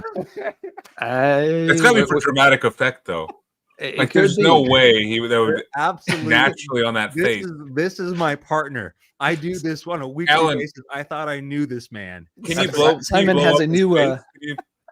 Simon has a new little emoji he can invent now. Here, let's see if we can. I missed all that. My internet crashed and everything. Am I back? Am I back? Yes, you're good. You were frozen. Perfect. We were trying to get you up to see because it looked like you were. We weren't sure. Are you frozen or are you aiming to be like you? You're frozen in a state of shock. It was kind of like what happened with me and Dwayne all over again. Yeah, that is an emoji for everyone to use and enjoy on the Heavy Metallurgy Discord server. The shock. You might Alan be an face. emoji by this time tomorrow if Simon's feeling creative tonight. Oh, right here. Yep, new emoji being created right now. Right on. There, yep. I couldn't have froze at a better time. So, what did you say about Halloween? It's good. It sucks. Yeah, no. Still, obviously a good album. I mean, it's number 7 out of the past 5 years. So this is no knock against it whatsoever. It's simply compared to the things that are ahead of it. I'm not going back and playing this one as much as the ones that are ahead of it. Still a fantastic album. They did a great job on it. We've talked about it to death, so I'm not going to belabor any of the points. And they have a new album coming out later this year. Of course, we'll cover that in detail when we get closer to its August release yes, date. we will. But yeah, this is a great album. Cool Cantor cover art for sure. It's just not coming off the shelf as much as the next 6 that I'll be discussing later on. So Halloween. And if we need to make Marty's blood pressure go up even a little bit higher, it's not even the highest ranked power metal album in the stack. So you're just trying to piss me off is all you're doing. I really am just poking at the bear through the bars. Yeah, the bear's being poked. Yep. Just like, "Boop, boop, boop. Mommy, give me a stick." These bars are strong, right? Yeah. Yeah. But yeah, we'll probably be seeing this one slightly later in the evening from somebody else, but I've got it at number 7. And again, it was one I really had it could, when we started making the list, I'm like, is this going to be number 1, number 2, number 3? Oh, at the end of the day, it's number 7, and that's just where it is. We'll give Marty a second to compose himself and see what he's got at number 7. I'm guessing it's not going to be the same thing I had on my paper. That may not even have made my list this year. You don't know. May not have made my list at all. The folks were discussing in the chat earlier in terms of like, what's your number 1? Halloween versus the field. Nobody's taking the field. Halloween is definitely the pick for now. If you want to cause a lot of people to lose money in Vegas tonight, pick something besides Halloween as your number 1. Right. All right. We're not at number 1. We're at number 7. What have you got? Well, Melicarpatan's Vitumnus Caesar. This album, I think Ben reviewed this. Yep. And as I was pulling clips for the review, I'm like, holy crap, I've got the album before it. Ben sent it to me. And this album is great. It has that old Master's Hammer spirit. They're weird in a similar way. Really well done black metal. They do experiment a bit on here, but it all makes complete and utter sense. It's a very listenable, even though there are experimentations throughout the album, it never becomes alienating or unlistenable. It's just a very well composed, interesting. I mean, even the cover, a very unassuming looking album. Kind of plain Jane, to be honest with you, but it's a great record. If you enjoy that early black metal era of Master's Hammer, this should definitely perk your interest as well. I'm sure you guys, I've only listened to it not as much as the new Halloween perhaps, but it really kind of blew me away. I ended up having to buy it after doing the review for sure. So it's a cool album. I am not as into it as so many other people seem to be. A lot of people really sort of lost their shit over that one. I'm kind of like, seems good. I'm not going to bust a nut over it. I may just need to play it more. I'm not sure. I think I'm not quite getting that band. Some people are just connecting with them more than I am for reasons. Kellen, I see you shifting over there, getting uncomfortable. Yes, making me go a ahead. little bit uneasy about it. Tell them why I am wrong, because I probably it'll be showing up later for me. So okay, we'll delay that conversation then. All right, Logan. All right, number 6. So over the past couple of years, my most listened to album of every year has just been like a really quick, like 20-minute long album. Just my attention span has waned. I'll blame social media and stuff, but I don't know. Maybe getting older, I don't have patience for the more long, drawn out albums. And for whatever reason, the album that kind of kicked it off for me came out in 2022. I'm sorry. And this is the debut full length by No Mas. Consume, Deny, Repent. Oh, there's my camera. So yeah, this is out on Closed Casket Activities. Grindcore, but with just the right amount of death metal, maybe a little bit of hardcore groove in there as well. It's just a fast, pissed off album, perfect for whenever you're feeling a little political rage or any kind of rage. Definitely befitting of the current decade. Yeah, I've really enjoyed just albums that are the get in, get out kind of 20-minute runtime, and this is the peak of that for the past 5 years. So yeah, I believe these guys are from like the DC area as well, just to add to like the political vibe that they bring to the table. Yeah, fun band that's been really making the rounds over the past couple of years. This is the debut, but they also have some cool EPs and stuff worth checking out. So No Mas, Consume, Deny, Repent, coming in at number 6. Probably my most listened to album of the past 5 years. Wowie. Okay. Yeah. I mean, it's easy when it's just 20 minutes, so Yeah. that's cheating. Do you find buying an album like that on vinyl makes a lot of sense? No, it does not make any sense at all. I messed up. They didn't have it on CD, so do what you can. I mean, I love it. grind on vinyl makes sense, but it's so short. I don't know. I would take it on cassette or CD for sure over. No, let's not be vinyl. crazy. Cassettes, come on, really? Well, if you're buying it from a grindcore band, it's like $2.50, and they'll give you a joint with it too. So it's easy purchase. How do you feel about grind on a 7-inch though? Oh, that's ideal. I have typically hate 7-inches. I mean, I have a collection of them, but it's one of those things where you just sit down, get comfy. You got to get your fat ass up, flip the record again. I just, they make, I don't want to do calisthenics while I'm sitting trying to enjoy music. And unless I drag the chair over by the record player and then go, whenever I do listen to 7-inches, it's a pile of them. I'll acquire a bunch of them over like a year or two and then be like, well, I guess I should listen to these. I bought them. And then I'll sit and listen to them all. And then they go into the box and never listen to again. So other than a few favorite classics, I don't know, I'd rather listen to a tape, to be honest, but yeah. So how many grind tracks can you fit onto a 7-inch? I don't think I have any 7-inch grind releases. Didn't Anal Cunt have like you can fit like one with the bunch, like 33 songs 80? or something? Yeah. Yeah, 50. It's an honest question. I have no idea. It's not that genre and that format I don't have any experience with. All right. Kellen. All right, where am I? Let me actually find this here. Okay. So number 6. Man, this kind of came out of nowhere, and I had not pulled it off in a little bit, and so I was revisiting this. I was like, man, this is definitely one of the best records in the past 5 years. Wheel, Preserved in Time.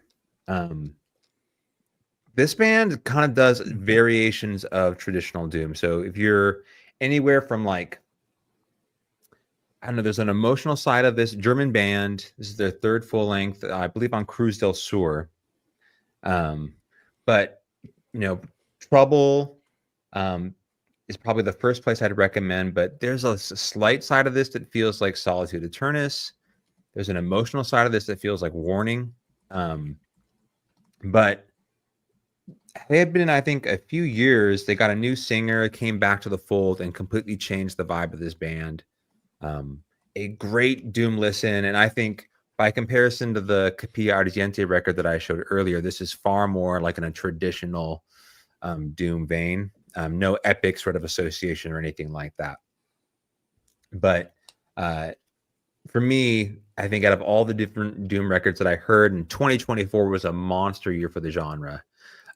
This one, I think, stands atop all of them. My favorite traditional doom record here in the past 5 years. And if you have not heard of this, definitely highly recommend it. That sounds like something you'd be interested in. I'm sorry, but where is it? Human Falafel. That comp has like 1 second per song. That's just stupid. It just is. 1 second song. It's just a novelty. It isn't. That bothers me. Anyway, sorry. I know people dig that type of grind, but oh man, when Napalm did it, I thought it was dumb, and I just don't get it. Anyway, I like songs that build, and if they're a minute long, that's cool. But if it's a second long, I do it. Anyway, go ahead. Hi, hi, Alan. Hey, how we doing? Good. You good, buddy? I'm okay. Okay. I have to have my little rants sometimes too. We all do. It's okay. Hey, sometimes somebody makes a big deal out of a band because the drummer's 15 years old, and 10 minutes later, a guest gets the wagon back on the track. Mm-hmm. Anyway, number 6 for me. I said there was one power metal album that was going to be ranked higher than Halloween, and it's this one at number 6. It is the latest album from Camelot called The Awakening. This is a really nice return to form for Camelot. The previous few albums had been not bad, but a bit mediocre. This is a band that I think in the latest 90s and early 2000s was the premier power metal band going. Once they had Roy Khan settled in on vocals, they reeled off a string of 3 or 4 albums that are absolutely just top-notch material. But by the time Roy was exiting the band, they had a a couple of albums that felt a little off. They brought in a great replacement vocalist in Tommy Karavik from Sweden's Seventh Wonder. And the first couple albums with Tommy are fine. They just didn't have a lot of long-term playability. It's kind of album, you get it, play it a bunch for the first month or so, put it on the shelf, and 2 years later, you look at this shelf, it's like, oh yeah, they actually did another album. I completely forgot about that one. You just never went back to them. This is the album, though, that, you knew this lineup could make. Very talented band. I like their style of, gothic leaning power metal. Yeah, it can be a tad cheesy, but it works for me better than, most of the gimmicks or shticks that other power metal bands are doing these days. Tommy's a great vocalist. And here, yes, it really does feel like, all the pieces came back together. It's a great set of songs. This is a worthy successor to albums like Karma and The Black Halo. This is stuff where they were really on top of the power metal game 15 years or so ago. So yeah, was thrilled to see the band come back with such a very strong album. I'll always check out a new Camelot album. But like I said, at least the last 2 with Tommy just weren't bad. They just didn't get the plays. And the last 1 or 2 with Roy definitely felt a little below average too. So it had been a minute since this band had really blown me away with an album long term. And that's why The Awakening makes number 6 on my list as my favorite power metal album from the past 5 years. So, spoiler alert, the next 5, I'm not going to have anything that would really be deemed power metal coming up here. That album is really good. I actually bought it. I enjoy it. It's 3 songs too long. It could be just a tad shorter. Yeah, you could probably find at least 2 tracks to trim it down with. That is fair. A little funny that one beat out Halloween, but I go back to this one more than I go back to the Halloween. That was the difference because it was very, very close on it. But I'm just like, yep, I keep replaying The Awakening. The Halloween has longer gestations in between spins now. Right on. But Marty, number 6. I still love you, Ellen. It's okay. Is it time to break out the Halloween? I'm ready.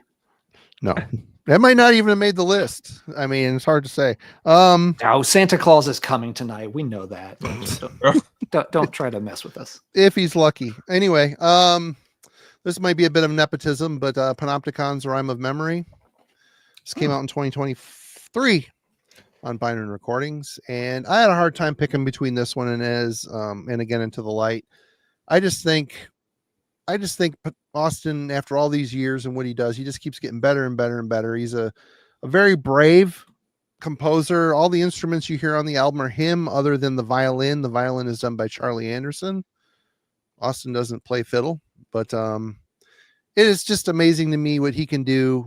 He can just sit down, put his mind to it, and write an album that's this deep and complex and with so much emotional impact behind it, and which carries over into the live medium as well. And for anybody that wants the CD versions of this and Again Into the Light, they're a CD wallet. They turned out really nice, and people have been begging for the CDs of it, and the CDs are now available. Go check it out on Binary Recordings. But I mean, he's a friend, he's a co-owner of the label, and it's just, it feels weird putting so much praise on it, but it's a band I listen to a lot and have a lot of respect for, and it seems a lot of people in the world do as well. So yeah, I think it would have been remiss not talking about one of his releases here in the last 5 years, and today I chose that one. So it could have been in Again Into the Light as well. They're both very, very good records, but yeah. No, they both are really good records, like I said. And Again Into the Light was my number 11. And I thought about Rhyme of Memory too. I think Rhyme maybe has I don't know. Rhyme has better production and has some great songs. I still feel like a lot of the songs on that album, I think he was having so much fun writing them and playing them that they just some of the songs are much longer than they needed. Oh yeah. He puts a lot into the tracks for sure. Oh yeah. I mean, and I kind of feel like, with, Austin's whole catalog, especially in recent years, one day he's going to release something that for me at least, is the perfect album, because I feel like he's shooting all around the bullseye with the past several albums. It's just like 9, 8.5, 9.2. And one day there'll be one that, just every facet is perfect. So it's coming. Yep. But I still find something, that keeps it from being perfect each time. Right on. But yeah, it's one of the best catalogs, in recent years for sure. Yeah. Absolutely. Logan. Number 5. So halfway through, let's see. Sticking with death metal, this is probably one of my favorite death metal bands of the revival scene, and I think they really did a lot to help push the revival scene into its own in the 2010s. And here they are in 2023 releasing one of their best albums, Horrendous Ontological Mysterium. I love this album. I think it's their most focused effort. It's only 38 minutes long. It's got 9 tracks. It doesn't really, it doesn't go too much over the top. Like there's a lot of crazy songwriting choices and interesting takes in here, but it all fits really well within the album. And the album overall feels very cohesive and almost like a concept. I'm not sure if it is a concept album, but it just flows perfectly. Like it opens up amazing with like an opening track, The Blaze, and then it's got these like longer progressive songs like Neon Leviathan, Preteration Hymn, but then it's also got the just more straightforward death metal songs like Cult of Shadowa, or whatever you want to call it, some other Lovecraftian creature there. It's just such a cool blend of prog, like Rush prog, and 90s death, and what Horrendous were already doing. And to me, it feels like them fully realizing what they were trying to do on some previous albums. Like I never really clicked with their last one, Idol, but this definitely seals the deal for me and is right up there with Anareta and Ecdysis for like a real perfect trifecta of just, modern death metal. And if the current death metal scene were, ventured a little bit more into this Horrendous territory, I think we'd be all doing a bit better. But it's a bit more by the numbers, I feel like, than this. So yeah, big fan of this, and just love the experimentation that they did while still, sticking with the guns that they've kind of developed on Anareta. So Horrendous at number 5. Yeah. That's a good pick, Logan. It's one I need to go back and spend more time with. Horrendous, I've had more and more trouble getting into each album, just as they've changed styles some. But I do want to go back and give the last couple another rundown. Anareta is the last one that I've really, and even that one took me a while. It was kind of a slow grower, even there. If you clicked with Anareta, though, I think there's a chance for you, because as I said, I skipped the one after that, Idol. I thought was a bridge too far. And that one definitely was like, whoa, what's this? Yeah. But even that one I'm going to give another chance, because they're a very talented band. Absolutely. Yep. All good stuff. Yeah, folks in the chat are, kind of like different periods of Horrendous, and that's understandable. Some folks may, connect with the earlier stuff better than the later stuff, but I think they show a really good progression and growth. Even if I'm having trouble keeping up with what they're doing, I appreciate the fact that they have changed with each album some, that they're not just cutting and pasting the same album 5 times in a row, because that even if it's a good album, that can start to wear you out after a while. I like the band, but they're always another one of those countless death metal bands that were ripping off the Martin Van Drunen vocal style. So many bands in that time were doing it. They were kind of at the top of the list. I get that, but and their early shit's really good. This one's a bit too proggy for me. I appreciate the talent and the musicianship on it, but it just they had so much more than just the vocal style, though. Like I agree with the vocal style, but has Ecdysis been done on Album Club yet? No. Did we do one? Did we do one? Horrendous. Yeah. You guys are giving me ideas here. Watch out. Thanks, Marty.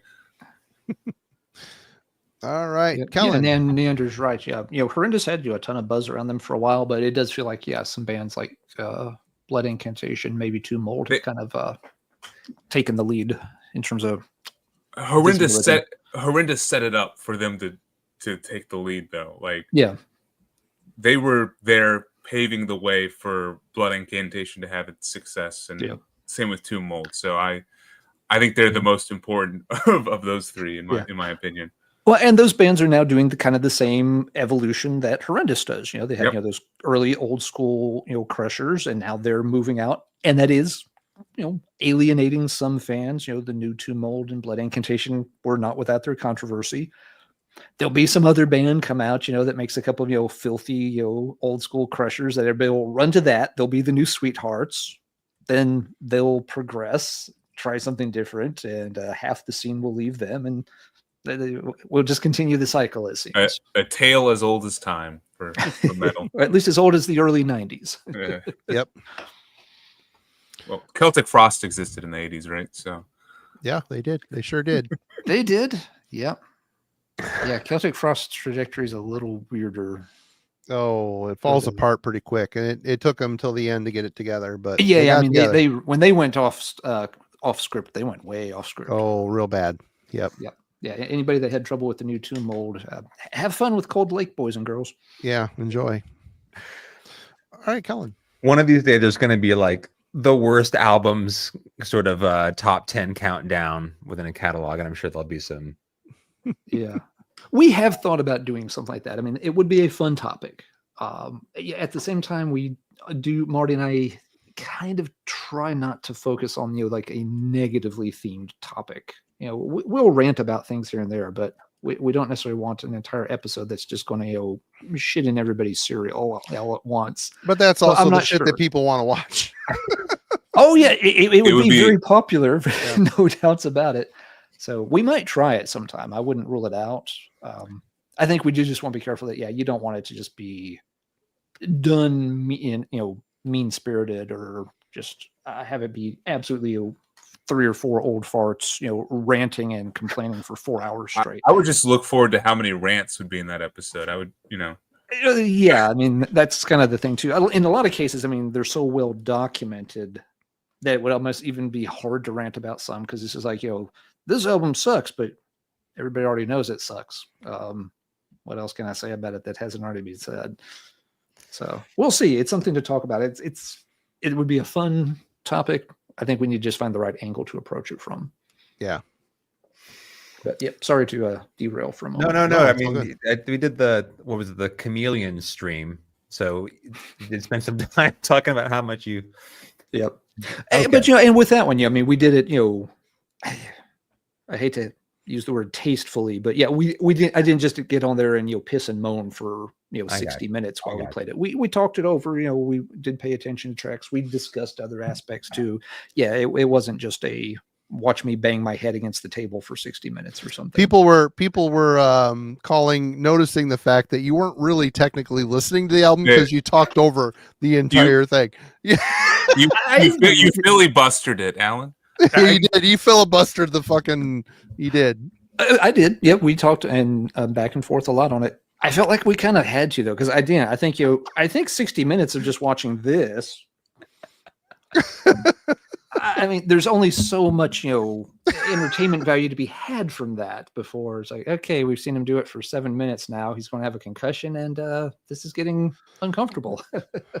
Thanks, Alex, for that. Appreciate you, man. Hey, Cheers. Neanderthal. Do a bad albums list that you like. Try that. There's you defend the ones that are universally or near universally unpopular, but you can find something redeeming. Maybe that's it. It's like, hey, here's the good thing about the bad album. Yeah. I think there's a way to do it. We'll work it out sometime. Okay, back on track. Sorry. All right, Kellen. Cool. All right. Megaton Sword, Blood Hails Steel, Steel Hails Fire. I mean, this could have easily been further up the list. This top 5, got more and more challenging for me trying to narrow it down. Yeah, I have listened to this tons. It doesn't get better than the first song though. The title track is by far the best song. See, the first song's great, but I love the follower Vereen. General Bloodlust, Wastrels, Songs of Victory. Yeah. Yeah, this It's a record, great like, record. I'm not complaining. It's a great record. Yeah, I know you feel super strongly about the first track Oh, here. so but good. So epic. Oh my God. it is the most epic track on this listen, and the whole unsheathing of the sword riding into the battle moment. Yeah, I'm on board with this. The other thing, I guess I'll just, talk about this record, but also want to talk like where Dying Victims was as a label back in 2020 versus where they are now. Very busy label. Yeah, it's a label that has exploded. And for a lot of different reasons. But back in 2020, I think it was lesser known, and just to see how much they've grown and diversified their catalog since this release.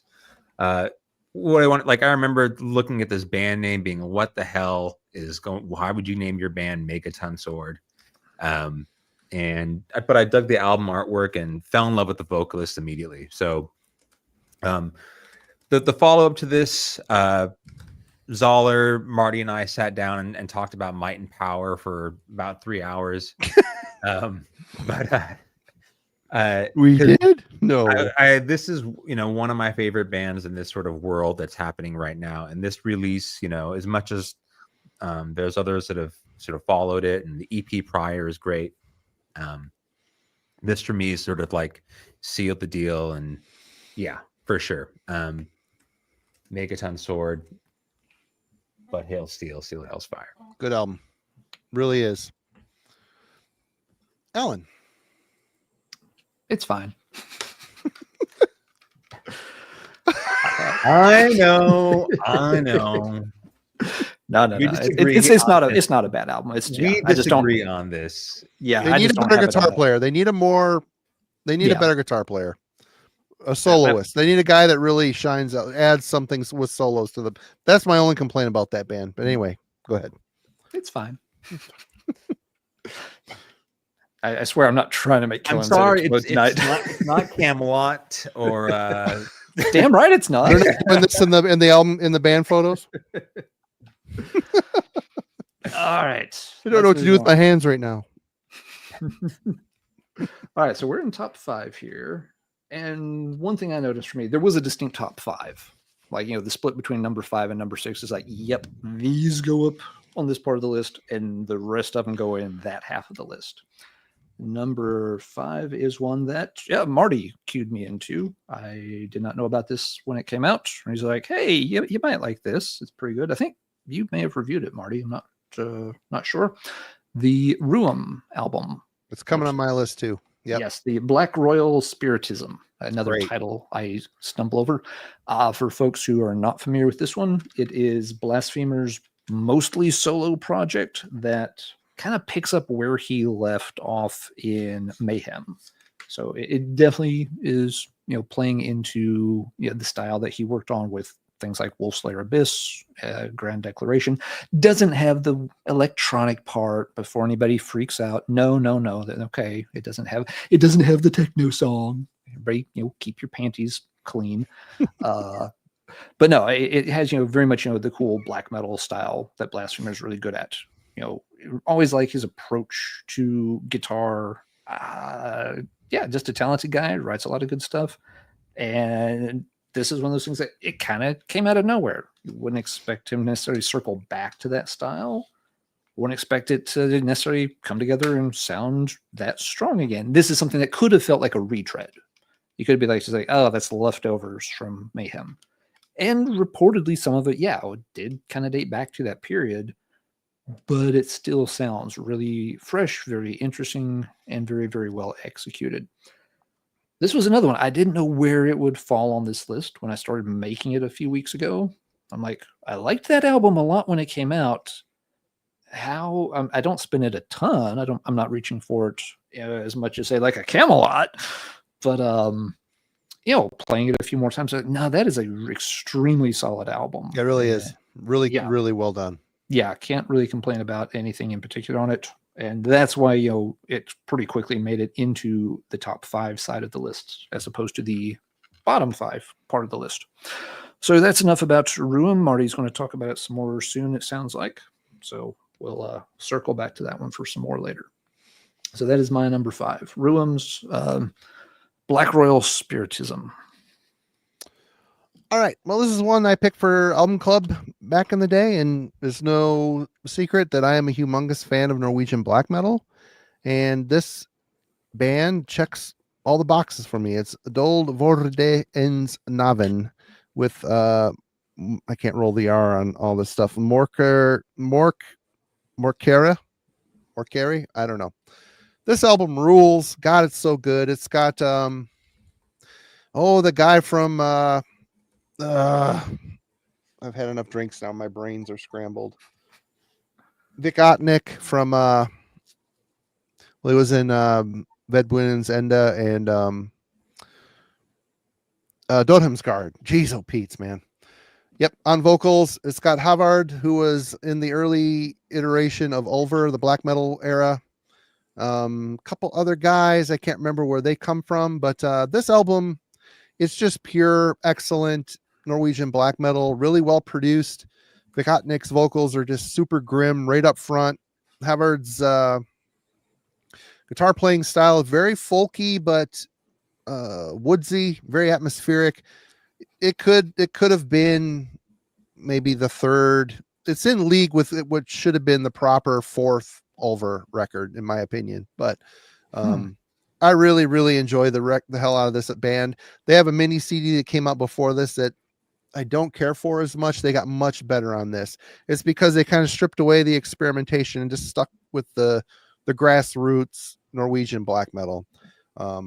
Is it the most inventive or groundbreaking album you've ever heard? Probably not, but it really is in line with the mid 90s era of the Norwegian scene, which I love that stuff. I love it. And this album really clicked hard with me for sure. But yep, great band. I hope they put out more. I don't know. We'll see. We'll see. Great stuff. Were you involved in that one, Kellen? Yeah, I was on that one. I don't know if Kellen, were you also on that one? Before my time.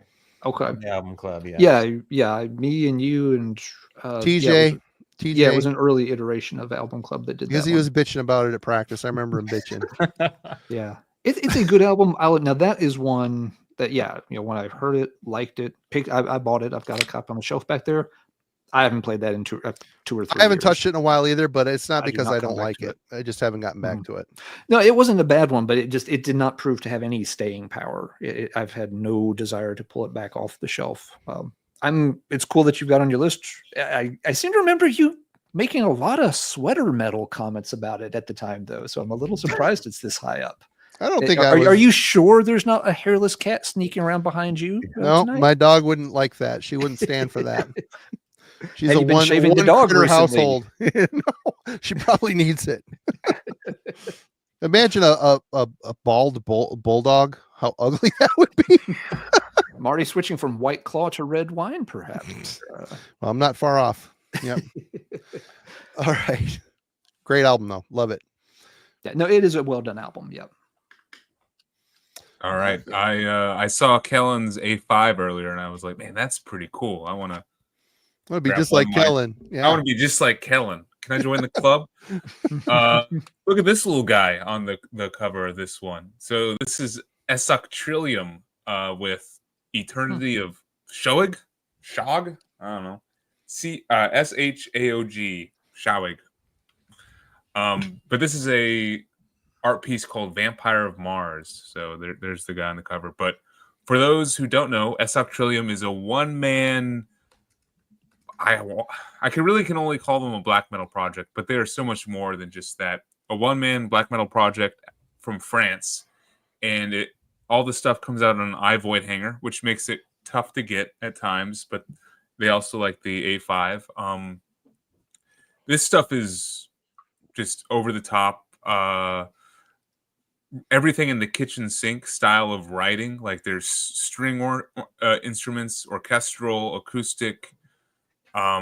Everything, but thankfully no techno, no electronic stuff in here. I do draw the line with electronic stuff with death metal. Or black metal. I haven't quite gotten into the industrial side of things yet. this is like progressive sounding, melodic. It really goes in a lot of different directions, and some of the arrangements on here are so epic and definitely lends itself to world building. I mean, this is a concept album about this poor guy being trapped somewhere. I don't know. It's a sad story, and the music definitely backs it. This is probably my favorite thing this guy's done. He's quite prolific, so heads up if you want to get into Esok Trillium. There he is, very suitably one-man black metal guy. One of their albums is a like almost 2-hour Midnight Odyssey style of albums, and that you got to draw the line on that one. But this is where I would recommend starting. I think this is a bit more approachable from him, but yeah, good. He definitely has to be mentioned for really just pushing forward the black metal scene. Just saying. Everyone hears what they want to hear, Frederick. There we go. Number 4. Looks like Alan when he goes into one of his rants.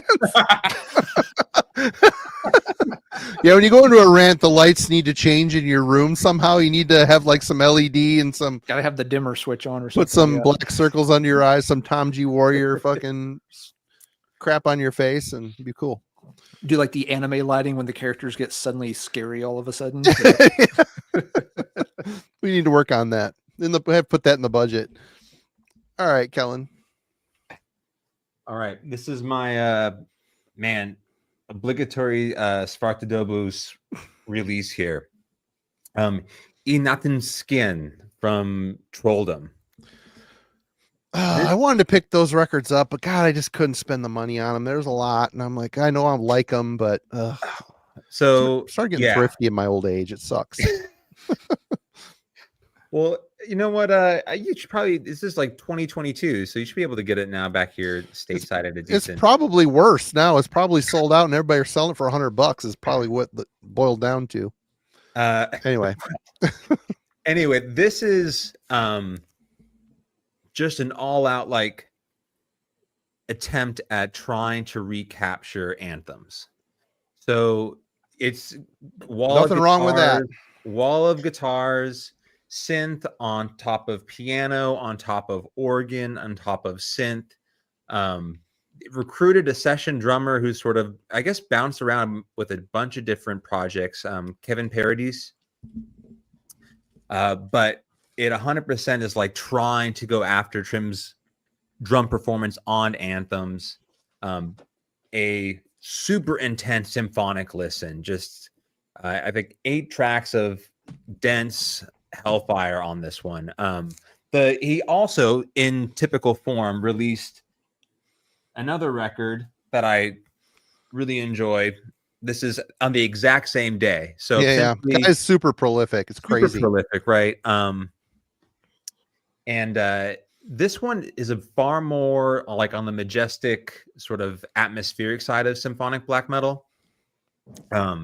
Longer tracks, more spacious.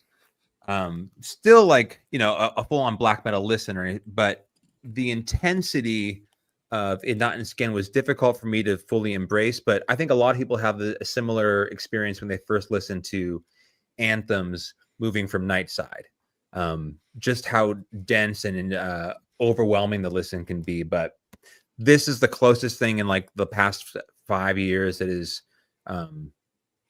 approached a record that's, in my, like, to me, the end boss of all symphonic black metal in Anthem. So this is the spark to do this project that I enjoy the most.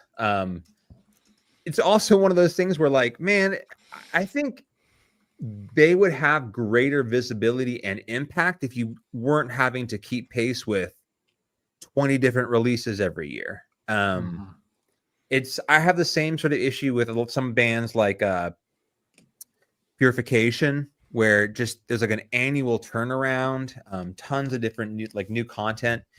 So you don't have that like anticipation, or you're waiting for the next record to arrive. This might be like a minor gripe for metal in 2025, but you can call me a little bit sort of, I don't know, nostalgic for a different time period. But I wish this project, would come out with a new record in a dependable way every, 3 to 4 or 5 years, and be the major focus of his work, because out of all the stuff he does, I think this is the one that is the most impressive. Yeah, that the heck is Nexum Who stuff is good, but I mean, it's so much of it, and it all looks the same. Yeah, the covers all look the same, and same thing. Like Simon's in the chat with Secrets, which came out last year, and I really liked that one. With Alex Poole is in that too, isn't it? Yeah, Alex Poole's in that. But this featuring the drumming here with Kevin Paradis is like really important as a way to make them distinct. This project is just so much more intense due to the kind of technical drumming that's on display. So thanks, Mike. You rule, man. Thank you so much. Cheers, Sorry, Mike. Kellen. I didn't mean no, it's all good. So I think that's what makes, to me, when I first came across Secrets, I thought, oh, here's my next chance to get something close to Trolldom, and because of the drumming, it's like completely different animal. So anyway, but It Not in Skin is number 4 for me. Right on. Yeah, people were asking what the name of the band was. It's Trolldom. Yeah, couldn't remember. Couldn't read the logo. Yeah. All right, Alan. That's a really good point, Kellen, about, and folks have brought that up tonight, not just even within a single artist pumping out a ton of stuff, but just, the sheer volume of everything that gets released anymore. Really hard to keep up with stuff. Drowning the Light. Yeah, lots of projects put out a lot. Even if it's a project putting something out at a slower pace, there's a chance it can go overlooked because it just, forget about drowning the light. You just drown the artists because any given week there's, half a dozen other things coming out that people might want to check out. In January, Drowning the Light dropped 4 albums. 5 albums. You go. 5. And has since then been dropping. I mean, I used to collect his shit for some dumb reason. I'm off the train. I finally said enough is enough, but because it isn't all that dissimilar from each other. There's some quality control on the 5 albums that were dropped for sure. It needed quality control, or there was quality control. No, it needed quality control. Yeah. There was a lack. I'm sorry. That right there sums up any band that puts out this much content. That Beheket's Nexamu is this in the same boat. I mean, you got one guy putting out all this. They use everything they write, and it just ends up not necessarily being all good. Octrillium kind of did it too. Like it might be hour-long good albums every year. Yeah, it might be decent, but it's not, worth buying 10 records that all sound the same. I don't know.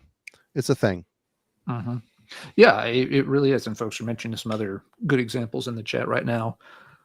But, and for myself, when I see a band doing that, I tend to just steer clear of them in the first place. It doesn't make me more interested. It makes me less interested. It's just like, okay, you've existed for 3 years. You've already released 6 albums. I don't want to dig into that. Even if folks are recommending, I'm just like, yeah, but they're just churning stuff out faster than I could even process it. What's the point of even trying? And I'm that way with other things too. When I feel like someone is starting to shovel things down my throat, too rapidly, I just cut it off. And I was like, no, thank you. That's cool. Do your thing, but I'm not going to partake in that. I have no interest in, I don't want one band or one aspect of some other hobby to start to dominate all my time that way. And that's how it starts to feel. It's like, if I wanted to really keep up with a band like that, I wouldn't be able to listen to anything else. I don't want to listen to just one band because they're pumping things out every 3 weeks or whatever. It doesn't work for me. It does for some folks, and that's cool. But I can't consume music or other material that way. It just, same way with TV shows or card games or anything else. As soon as they ratchet up the production, I'm probably out.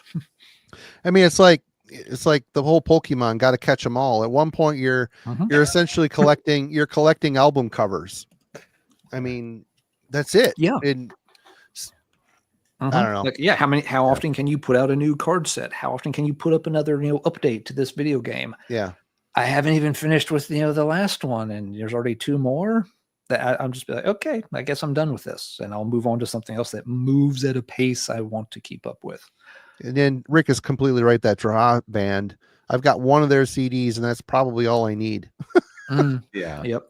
And this isn't necessarily a new phenomenon or problem either. We've made the point on the show before that, for example, King Diamond, had some quality control issues as you moved through the 1990s when he was trying to balance writing for and working with both Merciful Fate and the King Diamond band. Yep. And it hurt both bands. Yeah. And that was only like one album per year, but he was having to split his time between two bands, and he had one or the other was putting out an album every year. I think there's 1 year in the 90s that doesn't have a release from either. And a lot of those albums start to feel like, well, yeah, it's okay. It's not as good as what he was doing a few years earlier, though, for either project. So, yeah, it's not just a result of online band campy, kind of Pro Tools production. Artists, when they were doing it, even in the 90s, if you start putting out stuff too fast, it's really hard to keep the quality up. I mean, it's fun as collector scum. It's fun. It's fun to get into a band like that, but after a while, you just kind of end up after, what have I done? Look at this pile of records. I've got way too many Drawing the Light records. I'm like, there's 3 in here that I consider really good. The rest, it's like I had to have it just because it's stupid. It's stupid. It's a collector thing. The dopamine hit. Yep. Yeah, and I mean, you're right. It is, and that's one reason I've learned over time. Just don't even take the first hit. It's just like, no thanks. I'll let somebody else buy your 15 albums that you made in the past 5 years. I'll move on to somebody else instead. Right. All right. So I think I'm supposed to be showing my album number 4 instead of soap boxing. So let's do that. Band I've always enjoyed. Weird band. Latest album and a really, really good album. Size, Shiki. It's Psy doing Psy things, but a little bit less so. This album does feel more straightforward. More of a black metal record. By Psy standards. Yes, there's a little bit more of the black metal showing through than just the avant-garde saxophones and 15 different traditional instruments that nobody other than Mariah has ever heard of. Part of that is, for this particular album, the session guitarist is Frederick, I don't want to butcher the last name, Leclerc, who has a history working with more like European power metal bands. He worked with Heavenly, worked with Dragon Force out of the UK. And that sounds like a weird inclusion at first, but the fact that, you're bringing in somebody that's, a lot more shreddy guitar focused, kind of, brings some more metal chops, to this particular Psy album. And works really, really well. But it does have some throwback moments to things like as far back as Scorn Defeat worked in here on some of the tracks. I like the weird Psy stuff, don't get me wrong. But it is kind of refreshing to have an album that isn't solely about how avant-garde and obtuse and what weird 19th century Japanese composer can we, work into the DNA fabric of a new set of songs. This one has, a little bit less of those kind of elements and is made for a really enjoyable listen that's held up very well on repeat listens.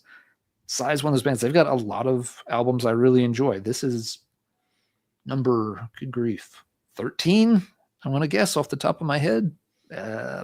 Nevertheless, it does kind of stand out in their catalog. It's just nice to hear them. In a weird way, they're doing something different by not doing something extremely different this time. And just showing that, hey, we can still just play more straightforward black metal when we want to. And it's always been one of the secrets to Psy's success in my mind. Unlike some bands that get very progressive, Psy has never on any album been afraid to just rock out and headbang some. Some bands kind of grow out of that. It's like, but if I headbang, I might spill my wine on Manx. So I was like, get off my lap, Manx. Time to throw up the horns and, thrash around a little bit. Psy has always been comfortable including that. They just include more of it on Shiki than they have on some of their other recent albums. So I've been really happy with the way that one has held up. Psy, it's one of those things could have gotten lost on a shelf after that first month or so, but it has not. Happy to report, and that's why it's way up here at number 4. And I'm just here to report that Simon's work here is done. The let's see. It's not going to show very well. Oops. Everybody's using the new Marty meme or whatever the hell that is, and along with this one I made of Simon and the one of Alan. So enjoy. There's a J-Dog one in there too, it looks like. Well done, folks. Go to the Discord server. Lots of fun stuff over there. Give it another year or two, and you'll be able to communicate strictly with images of faces of people that have appeared on Heavy Metallurgy. Yes. Yep. It'll happen. Someone will just name a record, and it'll just be a string of like, yo, here's like 2 Kellen faces plus a Logan face as a response. And somebody else will respond to that with like, here's 1 Melanie face. And we'll all know exactly. I almost sometimes feel like we're reverting back to just, like, this sounds controversial there. Yeah. Yeah, we're just almost going back to, just pictogram. Eventually, we're all just going to be like, scrawling on cave walls, with, crude line art again. Yep. And we're just going to point and laugh at it, he. Weird. All right, here we go. All right, Marty, number 4 on your Number list. 4, Ruim's Black Royal Spiritism. This album rules. The only thing I didn't like about this whole session was the band photo where it's him in a cape and a top hat. That was probably unnecessary. But choices. Like Alan said, this basically sounds like a long lost Mayhem record, but it's very focused. I mean, I love Ordo Ad KO.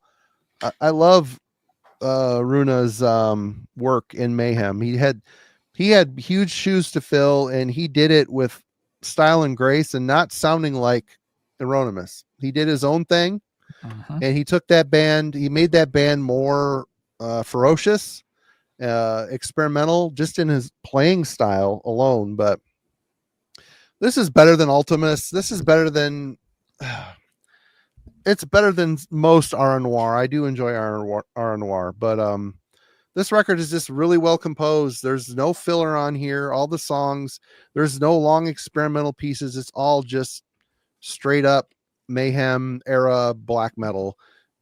And Runa sings on it as well. So he's got a good voice. It's not Attila, of course, but it's everything on here fits. I really hope there's another record coming, because it clicked with me right away, and the more I spun it, the more I liked it. So yep, reviewed it on the channel, ended up buying some vinyl of it. So definitely, if you haven't heard this and you like Mayhem, the Blasphemer era of Mayhem, this is definitely should be on the top of your list to check out. Very good stuff. Logan, number 3. All right, top 3. Oh, Marty's gone. Well, this album got mentioned earlier by Mr. Worm over there, and I didn't get talked about long enough, so I'm gonna bring it up again. This is my album of the year for 2022. Nachachuan, Kanawha Black. This is just a versatile, dynamic album, which really it does not let itself get boxed into any one genre style. I like how it just feels like they're writing for the songs here and writing for the overall concept more so than, trying to be atmospheric black metal or any kind of black metal style. I mean, this album swings back and forth between that black metal influence, death metal, heavy metal. I mean, there's a lot of folk elements on here, as Marty mentioned. And there's even like a funeral doom, like death doom kind of track in here. It's very, very interesting, just hodgepodge of ideas, but it all fits.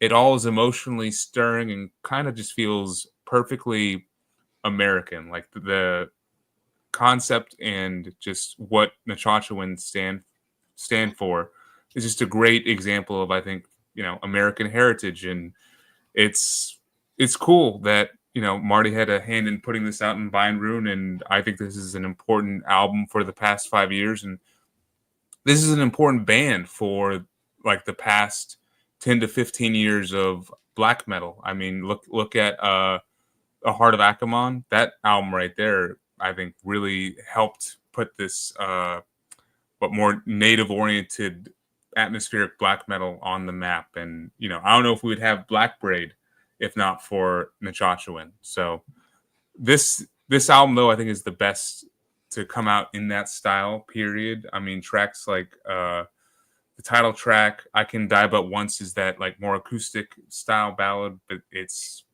beautifully done. The guitar work is phenomenal. These musicians are just top-notch musicians. My favorite track on here, Generations of War, is just a phenomenal near the end kind of track. The final lyric of that song, "In every stand is the last," it gives me chills every time he sings it towards the end. So yeah, top album of the decade so far. Cheers, Marty. Right on. Yeah, no, they're amazing band, amazing talent.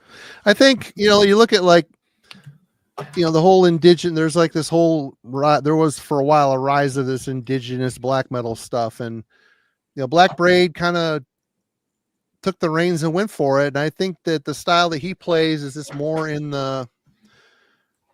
what the larger population of metalheads look for, whereas Nachachuan, they're a sound of their own. They've got, and that might not appeal to as many people, but it is just so rewarding if you let yourself get into it and fall into it. And it's amazing. They're amazing musicians, great people.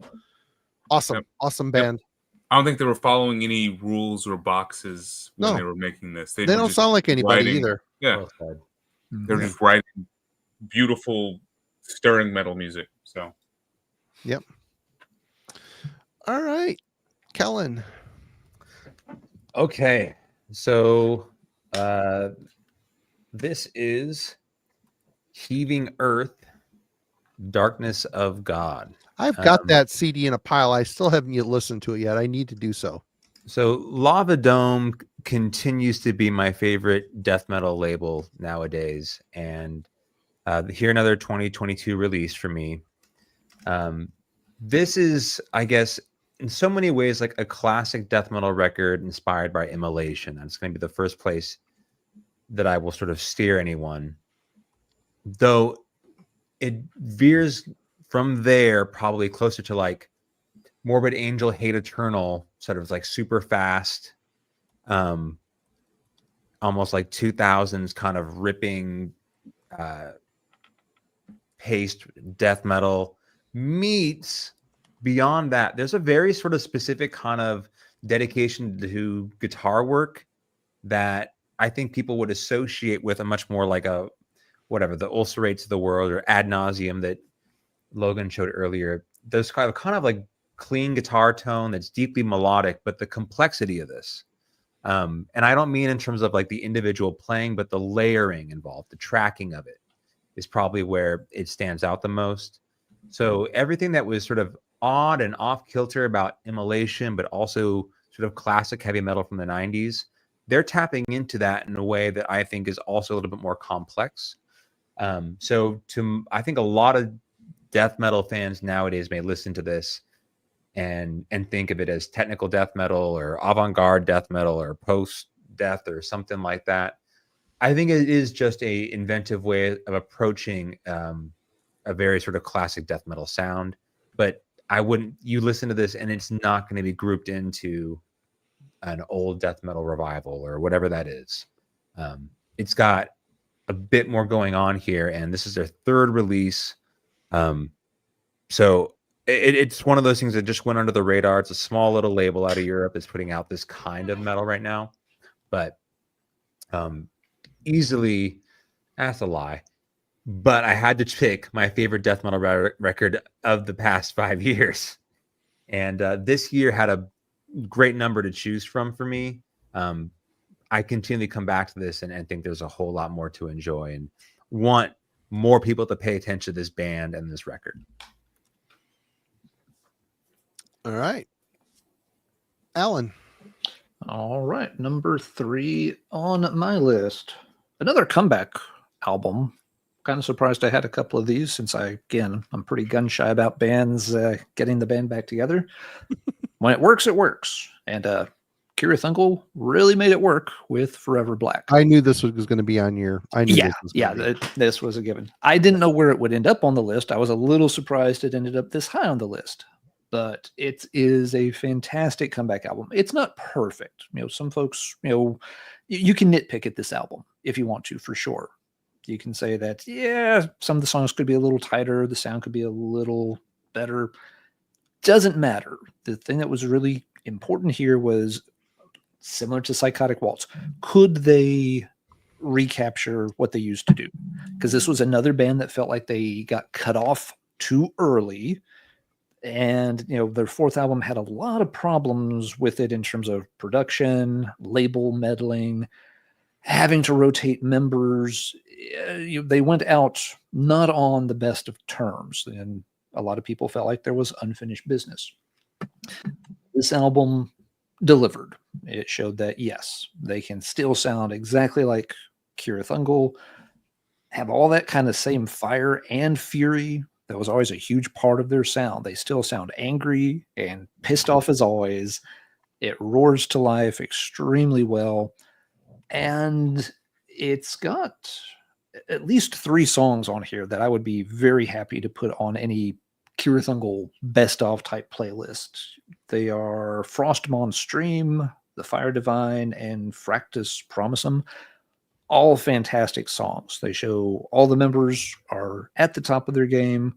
Again, it's not completely the classic lineup. Flint did not want to be involved. So, of course, you've got Jarvis on bass, who was instrumental in getting the band to take another shot at it.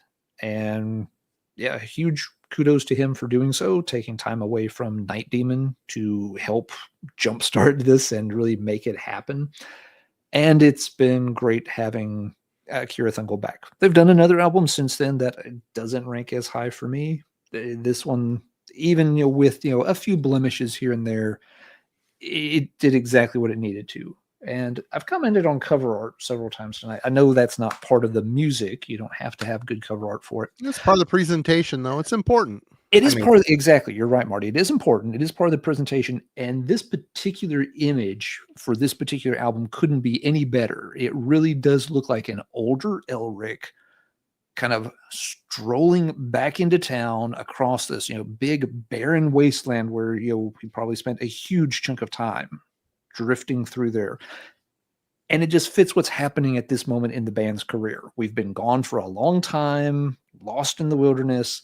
And here we are looking a bit weather beaten, a bit older, maybe a bit wiser for the years, but we are back. And I love the way they tied that art image and concept into it. I don't know if that's what they had in mind. Maybe they just flipped through some of Whelan's books and like, oh, that one looks cool. Let's use that. But in my mind, they very consciously picked this album, this piece of artwork for this album because it reflects their return. It's not big and pretentious looking. It's not like, oh shit, yeah, check this out. Just like, yeah, we are here. And I'm glad they are. So for all those reasons, Kira Thungal is number 3 among my best of the past 5 years. All right. Well, some more power metal. Why not?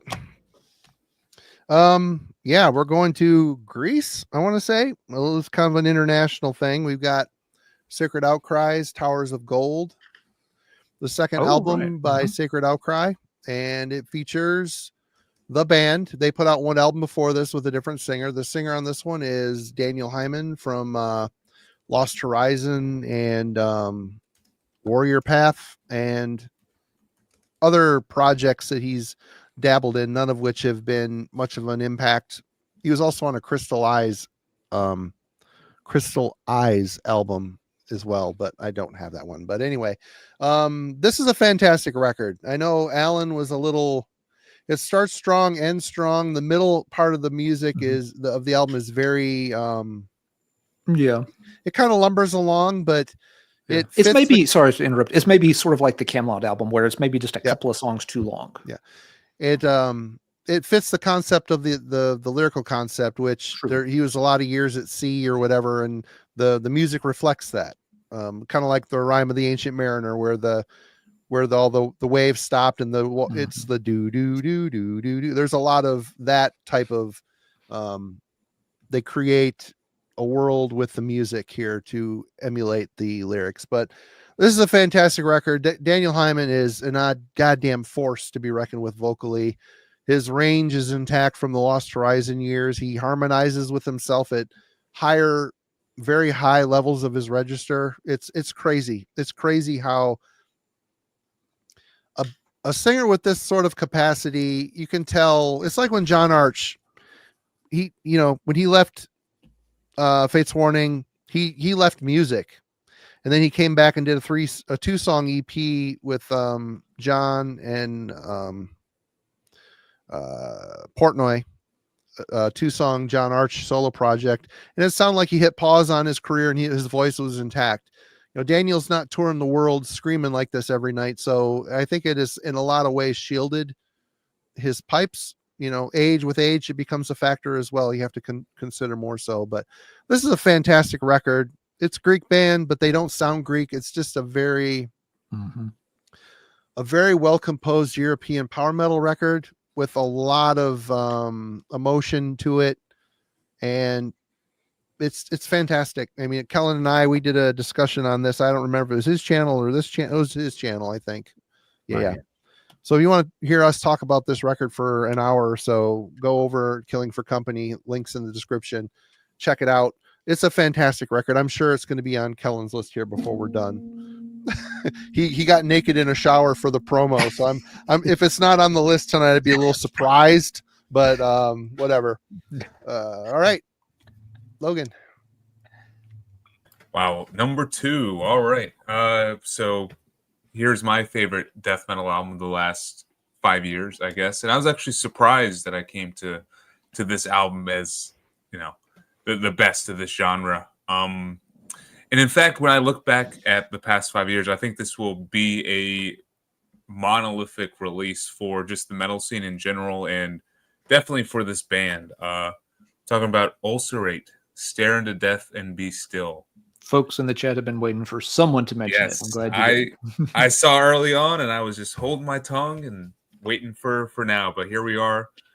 This is a amazing, breathtaking mammoth of an album, and I've been a fan of Ulcerate for well before this came out. I think it was Destroyers of All was the first one I heard. For me, I was like you, Kellen. I know you're a big fan of Everything Is Fire. That one was my favorite for a bit. And then like the Relapse years, I was a little bit, I thought they were a bit too technical. Like the songwriting never added up for much substance to me. And finally, it all just comes together on this album right here. Like what they were trying to do just cohesively meshes, and it's technical, sure, but at the same time, there's a level of precision and melody that enters the playing field. And how they construct this album and the songs on this is just top notch. Like they're building riffs and melodies and then tearing them down, and you're just kind of in the middle of this maelstrom as it's happening. It's just one of those albums that makes you feel kind of small and insignificant as a person. And I know I enjoy that feeling when it comes to my metal. So this is definitely a top tier for me. Each song on here features like just a spine chilling moment, like tracks like the title track, especially just how it opens up with just slowly building. And then I think my favorite on here is There Is No Horizon. That one just has this jaw-dropping melody that comes crashing in. The drum work on here has to be mentioned. Saint Marat, I don't know if I fully said that right, but he is probably the best drummer we've had in the past 10, 15 years. And I think his performance on here is top notch. I mean, he nails it on every single album, but this one, he perfectly balances with the songwriting. Like when he needs to be quiet and restrained, he is. But then when he needs to be at the front of the song, there he is as well. So yeah, everyone just comes together perfectly in this album. Just it fits the vibe that the 2020s have kind of been for me. So this one really grew on me. And when I was first thinking about making a list for tonight, this is the first album I thought of. So Ulcerate. All right. Yep, well said, Logan. Although I got to point out, yes, killer drummer, and he's like 44 years old. So see, you don't have to have. You can be an excellent drummer and have a driver's license at the same time. Just wanted to point that out. Thank you, Alan. No, it's a monster of an album, and folks are really glad you had it ranked this high. All right, Kellen. I feel this is going to be a recurring joke on this channel. Okay. It'll wear itself out pretty fast, I think. We'll see. There There it is again. Cool. Yeah. So I guess, I mean, I'll just echo everything that Marty said here. But I guess the thing that we're going to talking about tonight is sort of reflecting over the past 5 years, and potentially evolution and what we've been listening to. This is probably something I would never have touched back in 2020. So in putting this together for tonight, I was like, all right, it's important not just to talk about the greatest, whatever records in the past 5 years, in our opinion, but also sort of like things that potentially have changed in our listening habits, new things we're trying to explore. This for me is sort of a tipping point. So yeah, I absolutely love this record. There's a long sort of conversation that Marty and I had at the band, and I made a fool of myself talking about how I obsessed over it for a portion of the year in 2023. But Don't be. That's that's the passion of it. Sure. I was trying to have a good time and not take myself too seriously. So yeah, but this one of those bands now that just in its second release that I'm eagerly anticipating their next one, and hopefully Daniel takes part in it. So, but second record here. You got it. We also have to put out a warning for the people that only buy vinyl. You're going to buy the vinyl copy of that record, and it's got tracks omitted from. They didn't want to pay the extra money to put out a 2 LP set or a 3-sided record, so they cut tracks from, or moments of tracks from the album, the vinyl runtime. So if you want the full album, you have to buy the CD. Just so you know.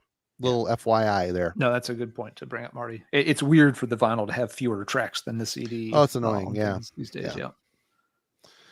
All right. Alan, I don't think Sacred Outcry's on your top 2, but we'll see. No, it is a really good album, and I'm interested to see if they have a follow-up with him still singing as well. The debut is really good too. It's a good CD as well. I really enjoy that one as well.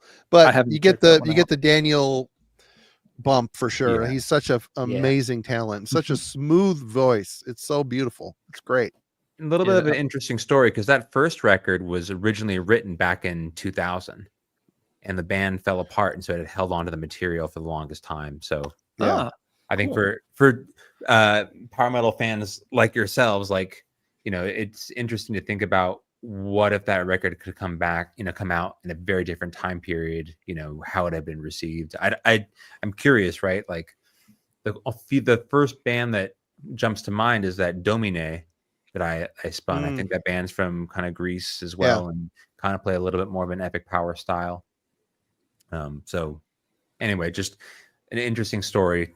Now fast forward 2 decades, and here they are. That album got a lot of good press and praise across the board. So it makes it hard though. I mean, a band like, that Sacred Outcry record, I had to buy it from the band's Bandcamp overseas. I paid a bunch of money to get it shipped here. No remorse. It's on No Remorse, which is a great label. They just don't have a very enthusiastic stateside distribution. Yeah. And it's the same with bands like Lost Horizon. What could that band have done if they were on a bigger label? I mean, you listen to those albums, and that should have been fucking huge in the power metal scene, And now they're 2 albums that never get reissued. Yeah. You have to pay out the ass to get the CDs. I don't think they've ever been released on vinyl. I'm not sure on that, but I don't think they have. Anyway, they came out during the time where vinyl was kind of dead. Yeah, it was dead. Yep. Yeah, and shout out to Nameless Grave Records. They are one of the relatively few who do get some No Remorse titles on a pretty regular basis. Yep. All right.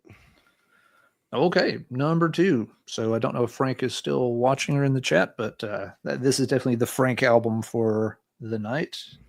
This is my favorite Doom release from the past 5 years, and pretty easily so. There wasn't anything that really came close to knocking this out of the blocks. It is the debut album from California's Early Moods. This is on Rising Easy, and there's nothing fancy about this. They very much are going for just, a very classic mix of like early 80s Black Sabbath and Witchfinder General, maybe just a little bit of St. Vitus thrown in there, but they absolutely crush it. I always tend to say, if you can't do something original, you better do something really damn good.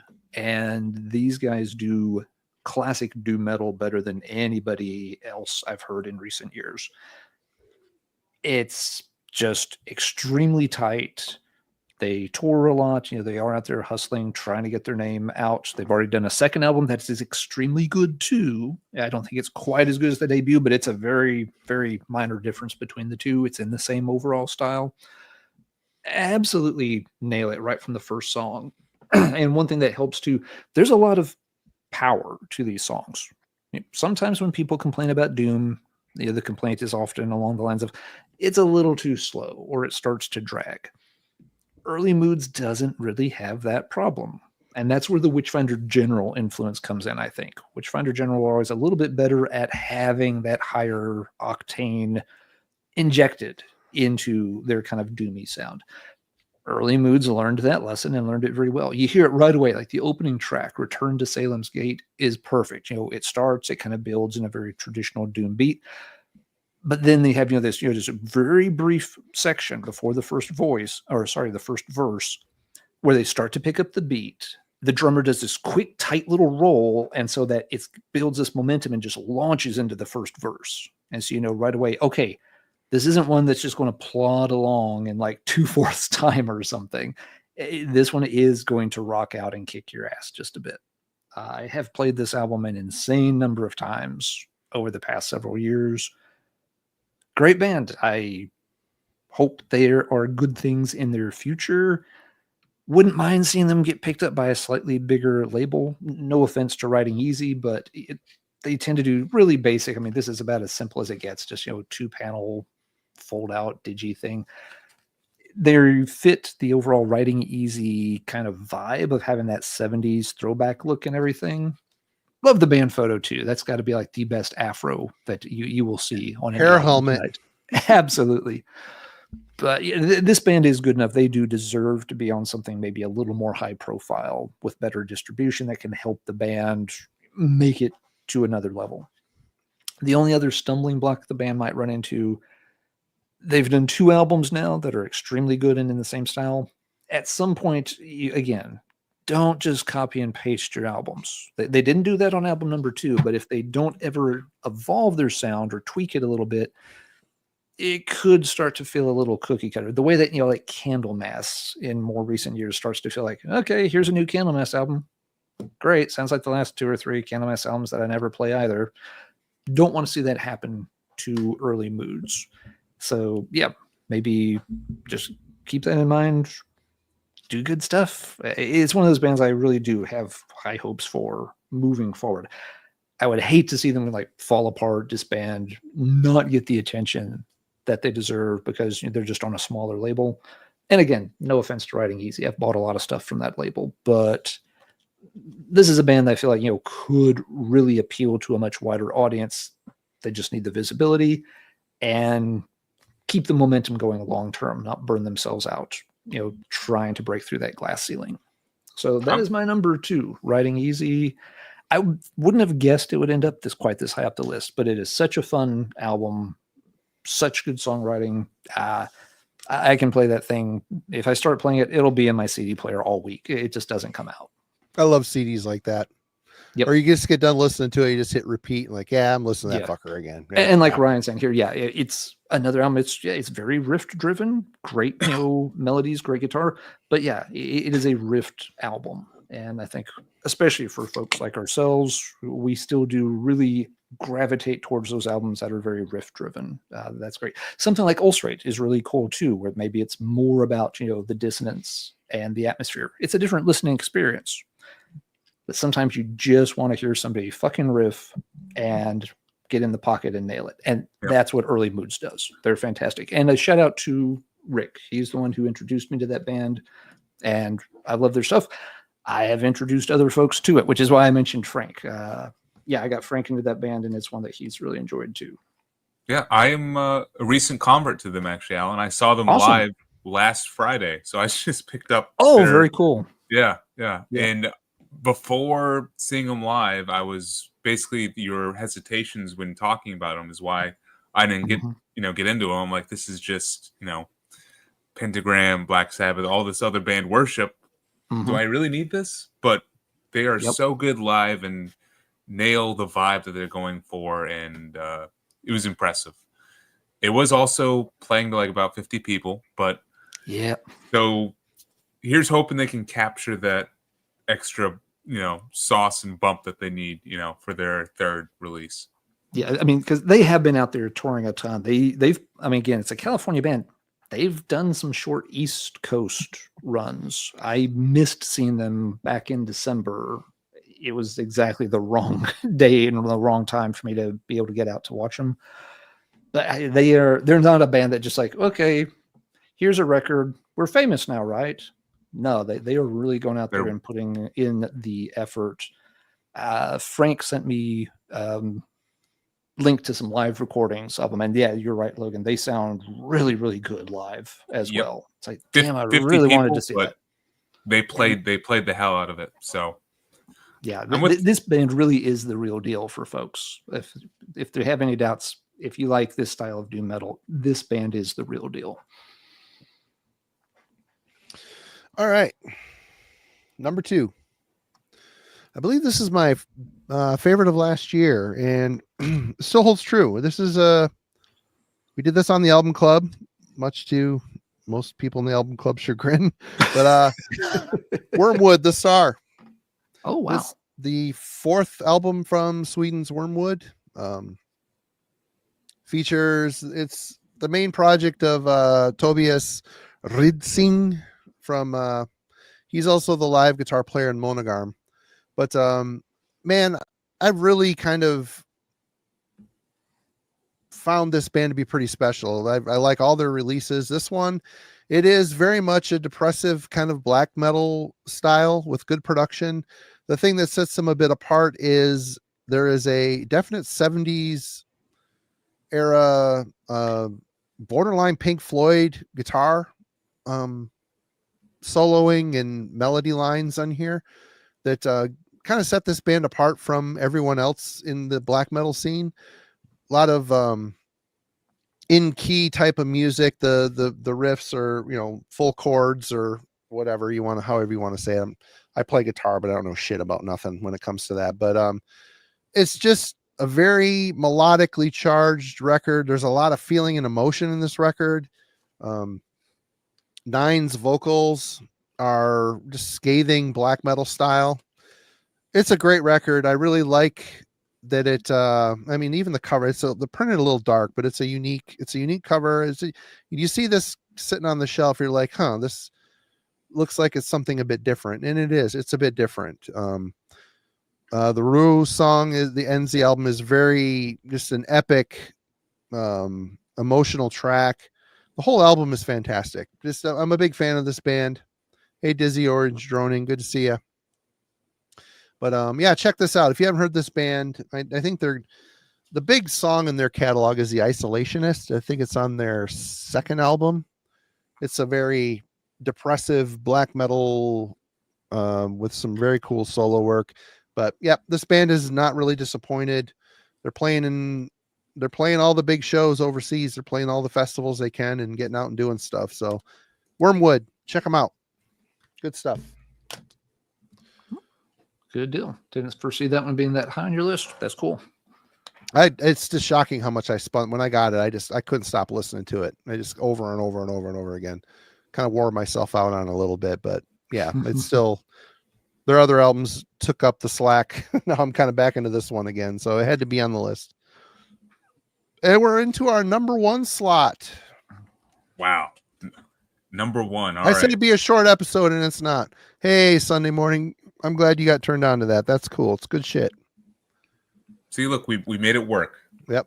we got to hit the 3-hour mark, and here Yep. we are. Yep. You know, I mean, yeah, we went through some kind of fast, but even when you mentioned that, Marty, I checked. It's like we still have 32 albums to go. I think Yeah, we'll be that's in true. good shape. We'll be fine. Yeah. Yeah. All right.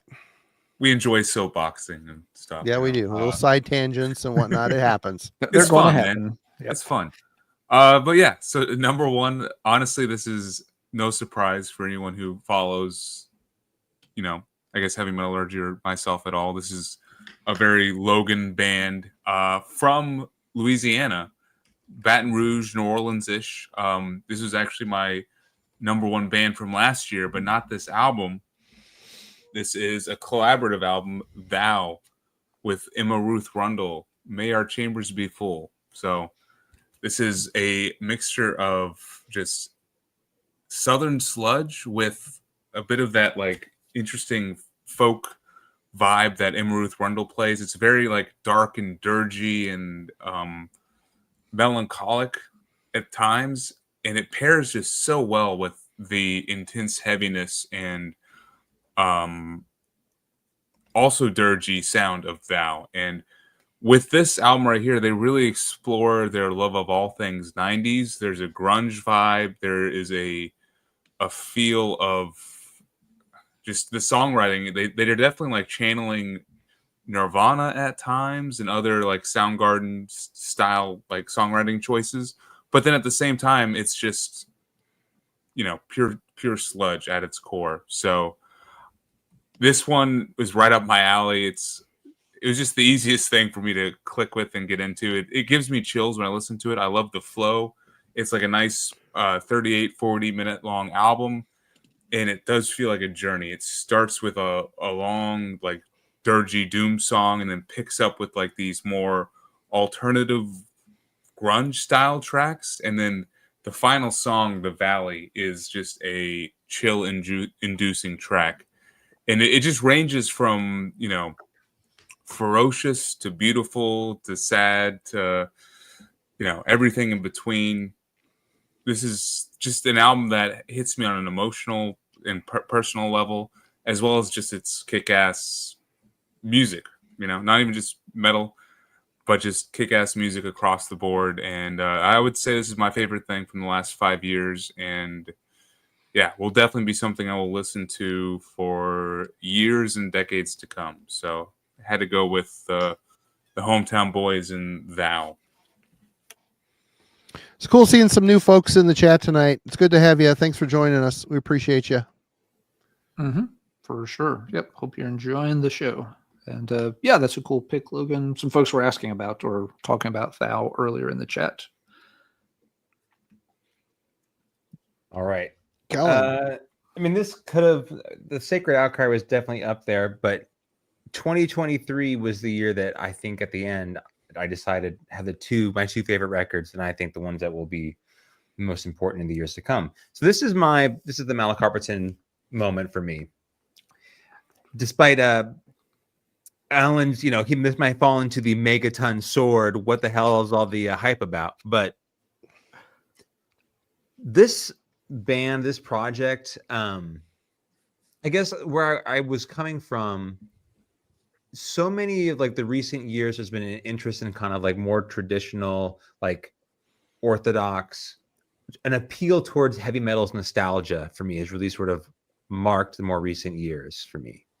And this band has an interesting sort of alchemy of traditional heavy metal that came out from the early 80s, but also sort of the darker, like the Merciful Fate side of stuff that's sort of leaning into an evil sounding heavy metal, which there's a clear then to Marty's point about, you know, Master's Hammer and the sort of central European black metal scene and how that sounded different. And then where that band, you know, Master's Hammer, like the more sort of progressive chances they took later on in their catalog, but this record specifically also dips into like some clear like 1970s stuff to me, but it never goes, it feels like it loses its way. And the fact that it does all of those things with this kind of Slovakian folklore aspect, I just love that there's so many things about it that appeal towards heavy metal and rock's past, but also feel like it could only be created in 2023. So many bands are paying homage to the past or trying to recreate something that was previously done. And like that Capilla Ardiente is clearly reaching for Candlemass. This band is, I think, unique in the sense that there's so many sort of familiar touchstones that they hit upon, but at the same time being something unlike anything that was previously created. And that's, I think, a difficult sort of thing to find. So the records that preceded, the last one, I think in 2020 or 2019 that came out was really good, but this one I think is a step above. The earlier stuff is very much rooted in like pure merciful fate kind of worship. It's much more like an aggressive kind of trad black stuff. This thing, I keep listening to it, and there's sort of new wrinkles that I find during the listening, and I think is one of the better bands that are still sort of on the ascent right now in heavy metal. So that's my number one record over the past 5 years. Kyle Carpentin from Minas Caesar. Right on. Nope, that's cool that it's your number one. A worthy pick. Yeah. All right. Yeah. And from what you said there, Kellen, it may be a band I need to start earlier in their catalog and work up to that one to keep up. It might be it's all good. You'll never love my Megaton sword if you don't dig my Malacarpitan. I get it, Professor. It's okay. Yeah. No, it's a band. It's still on my like go back and give it another chance list. It's not something I've written off, just haven't gotten back to yet. Okay. My number one is a black metal album from a Greek band, but it's not Rotting Christ or Varathron. It is Thy Darkened Shade with Liber Lucifer 2 Mahapralaya. And please don't make me type it in the chat, but I will if I have to, because it's an awesome album that doesn't get a lot of attention, not as well known a band, but a really stunning piece of black metal. If you want some easy but maybe not perfect reference points, it's a little bit like Abigor. It's also maybe a little bit like Emperor circa Anthems if you strip away all 15 layers of the synthesizers and just focus on the really just jaw-droppingly good music that's being put together underneath it. Has a very kind of dark, very occult kind of sound, but they're not burying it in any kind of weird production. The production is great. Everything's balanced. You can hear what everyone's doing, and you want to, because the performances are out of this world. The songs, can run a little longish, but they don't feel that way. Everything moves along very well. The songs differentiate themselves from each other pretty nicely, so that you never get lost in the track list, look down and realize oh, it's on track 6. I thought we were still on track 3. It's no, you really know where you're at in the album at all times. It's just incredibly, incredibly well done. And as the title suggests, yes, there was a Liber Lucifer Volume 1 that came out 2014. Is that right, Kellen? Am I close? 2014. Yeah, so there was kind of a very long gap between the two albums. And this one, I've had to work backwards and listen to part 1 because this was my introduction to the band. I think this lives up to part 1 very, very nicely. I get why some people prefer Volume 1 over this particular album. There are some little differences I'm starting to pick up on. But that's the other thing I like about this too. Even though I've played this a ton over the past few years, it is one of those albums you can put it on and still notice different things about. There's lots to explore in this album. But even if you don't want to go that deep on it, just to hear, amazing performances across the board. And it's not like it's just, I like his vocal style. It's like the bass work on this is just good Lord, how did you ever come up with some of that stuff and put it into, these, song structures? It's just really interesting, fantastic stuff. So there wasn't much doubt that this was going to be number 1 when I started building my list. And I'm very comfortable having it there. Definitely my top album of the past 5 years. And I don't think he's in the chat tonight, but a shout out to Jack Half a Prayer, who watches the show pretty regularly. He's the one who mentioned that band in the chat for an episode several years ago. I'm like, that sounds interesting. I shall go check that out. And still checking it out to this day. So that is my top 1. Marty, for what might be the least climactic moment on any top 10 Man, countdown type this video is we've gonna be done. the heel turn to all heel turns if there's something else here. But You could pull a Simon here and Yeah. fuck Halloween, fucking Halloween, you know. Here we go. There's a universe where that happens. I don't think it's this universe. Well, for this one, we're going to Sweden and Rune Lord Doomsday Script. Oh, I'm kidding. I'm kidding. Here it is. This is it. There you go. This album is the best album in the last 10 years. Sorry, it just is for me. It doesn't have to be for you. I had my doubts when they were getting back with the old members. I just did. I was happy with Unisonic. I really liked that stuff. I really like Gamma Ray. I liked Halloween. I like where they were at. My God-Given Right. It's a great fucking record. I don't care what anybody says about it. So I was thinking, Darius is going to get relegated to the background. I was thinking it's just a money thing. But you know what? They could have went the easy route here, but they didn't. They made an album's worth and then some, an album's worth plus of songs that are very deep. There are the guitar work. You've got 3 shredders in the band. You have Sasha, Kai, and Michael, of course, Wyckoff. But it's just the level of solo work is amazing. The song composition is amazing. The structure of everything is so deep. You've got songs like Best Time, which is, the happy Halloween hit stuff. But then you've got tracks like Fear of the Fallen, which it's a dark song. So is songs like Angels, Rise Without Chains. There's all these deep cuts on here that really hit. There's just a darkness to this record, which they've said, they've all basically said the next record isn't going to be as dark as this record, but I still think it's going to be good. But I just think they really pulled out all the stops on here. They actually had someone that could paint do their cover for once, and which they have not done on the new one. It looks like AI shit because they're on Raining Phoenix. Raining Phoenix appears to have someone on the staff that it's an AI art person, but obviously Deicide and everything. The new Primal Fear, it's bad, but they pull out the stops on this, and they put a record on here that kind of silenced any doubts I had, and it makes me not miss Gamma Ray that much, other than all the classics leading up to it. I love those 2 Unisonic records. They're so good. Both of them are excellent. But if that's where they end, that's where they end. And if they keep putting out quality like this record, I have no complaints. Put all your eggs in the basket that's the most popular. And let's be honest, the quality of this record, it stands on its own merit. I mean,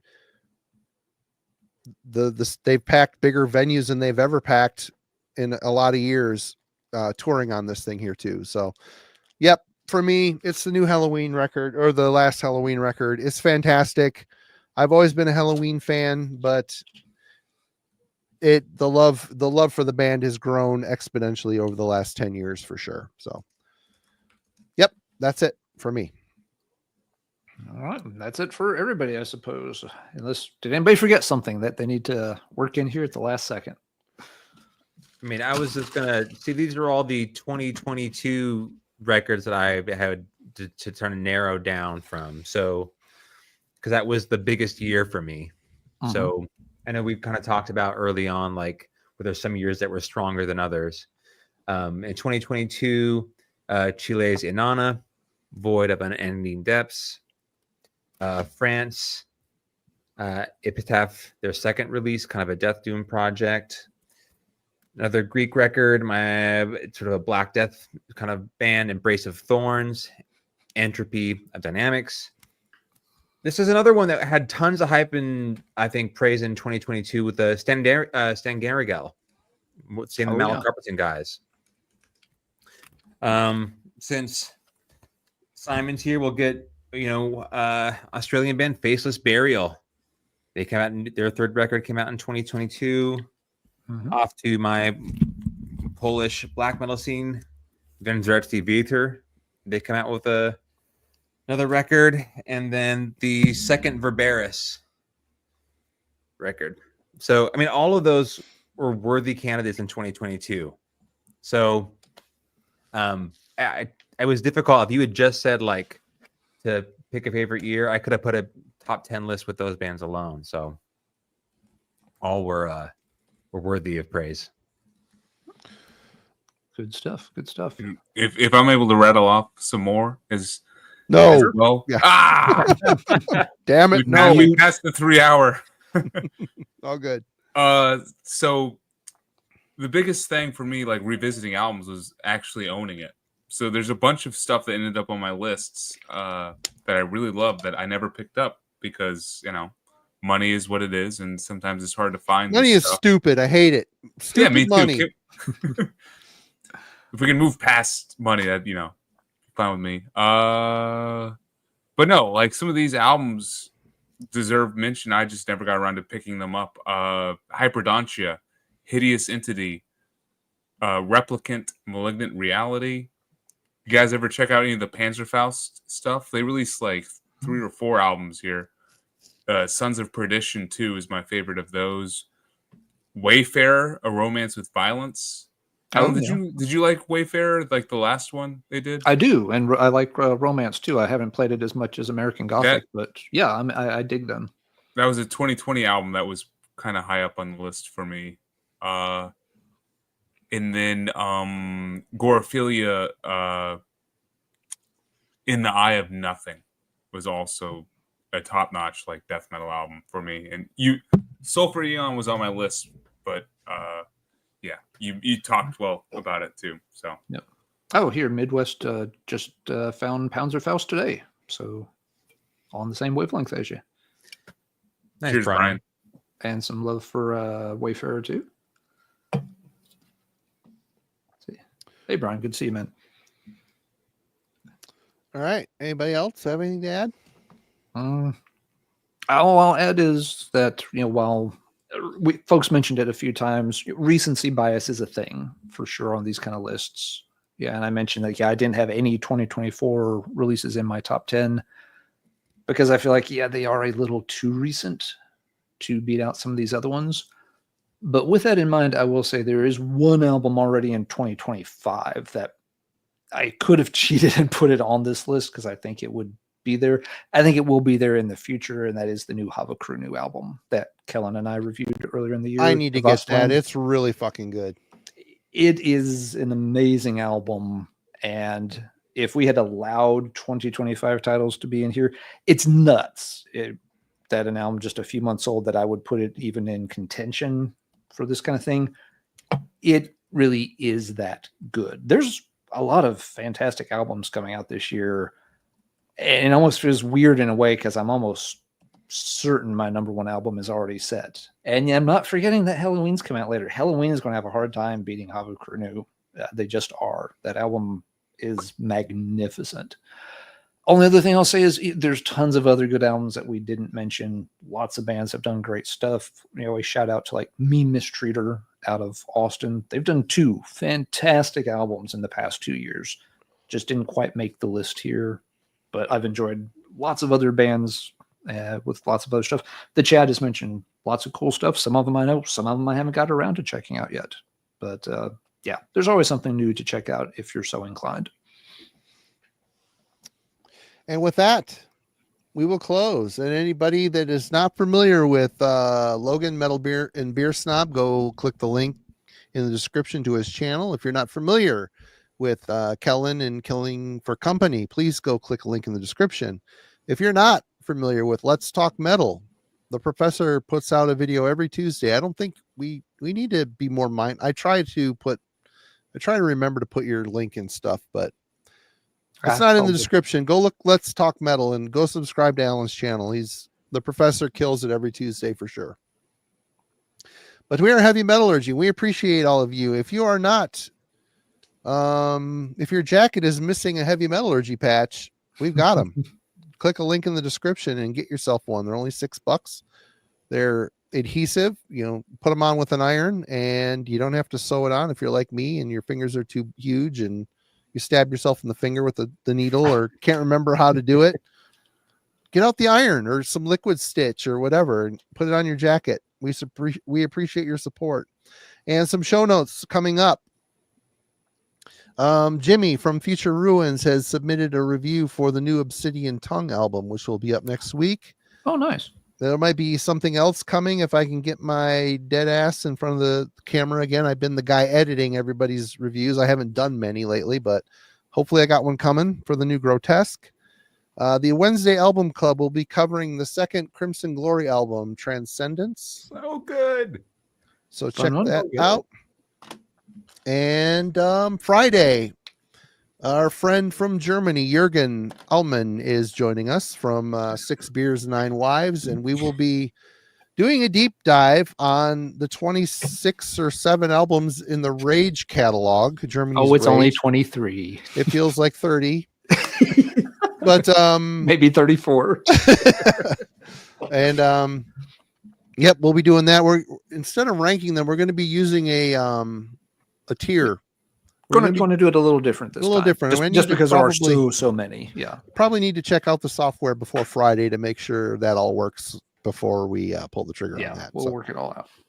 But yeah, that's that. And everybody in the chat, thank you. I figured we'd have a low night tonight because of the Maryland Death Fest, but it's good to see folks. Yeah, been here a with great us. Turnout, and folks have been very engaged. Always appreciate folks' comments, helping us, fact check things that we mess up on, and just mentioning titles that we can't work in, but definitely deserve to mention in a shout out.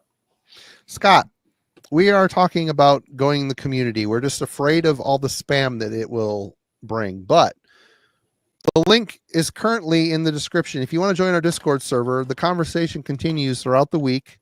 Yep. The link is brand currently new, active right now. Yep. If you are thinking about it, jump in and do it now before the link expires. We might be making it a community server soon, so that link will be forever there. But there are some potential drawbacks to that we have to consider. Yep. I just don't want to, Logan and Simon are the 2 moderators for the server, and I don't want to make them have to actually work because you guys are an amazing community. There is no bullshit going on, but spam would be bullshit. We'll see. Anyway, you can do it. Yeah. Anyway, cheers, everybody. We will see you next week, of course, on Heavy Metallurgy. Thanks for joining us. Bye.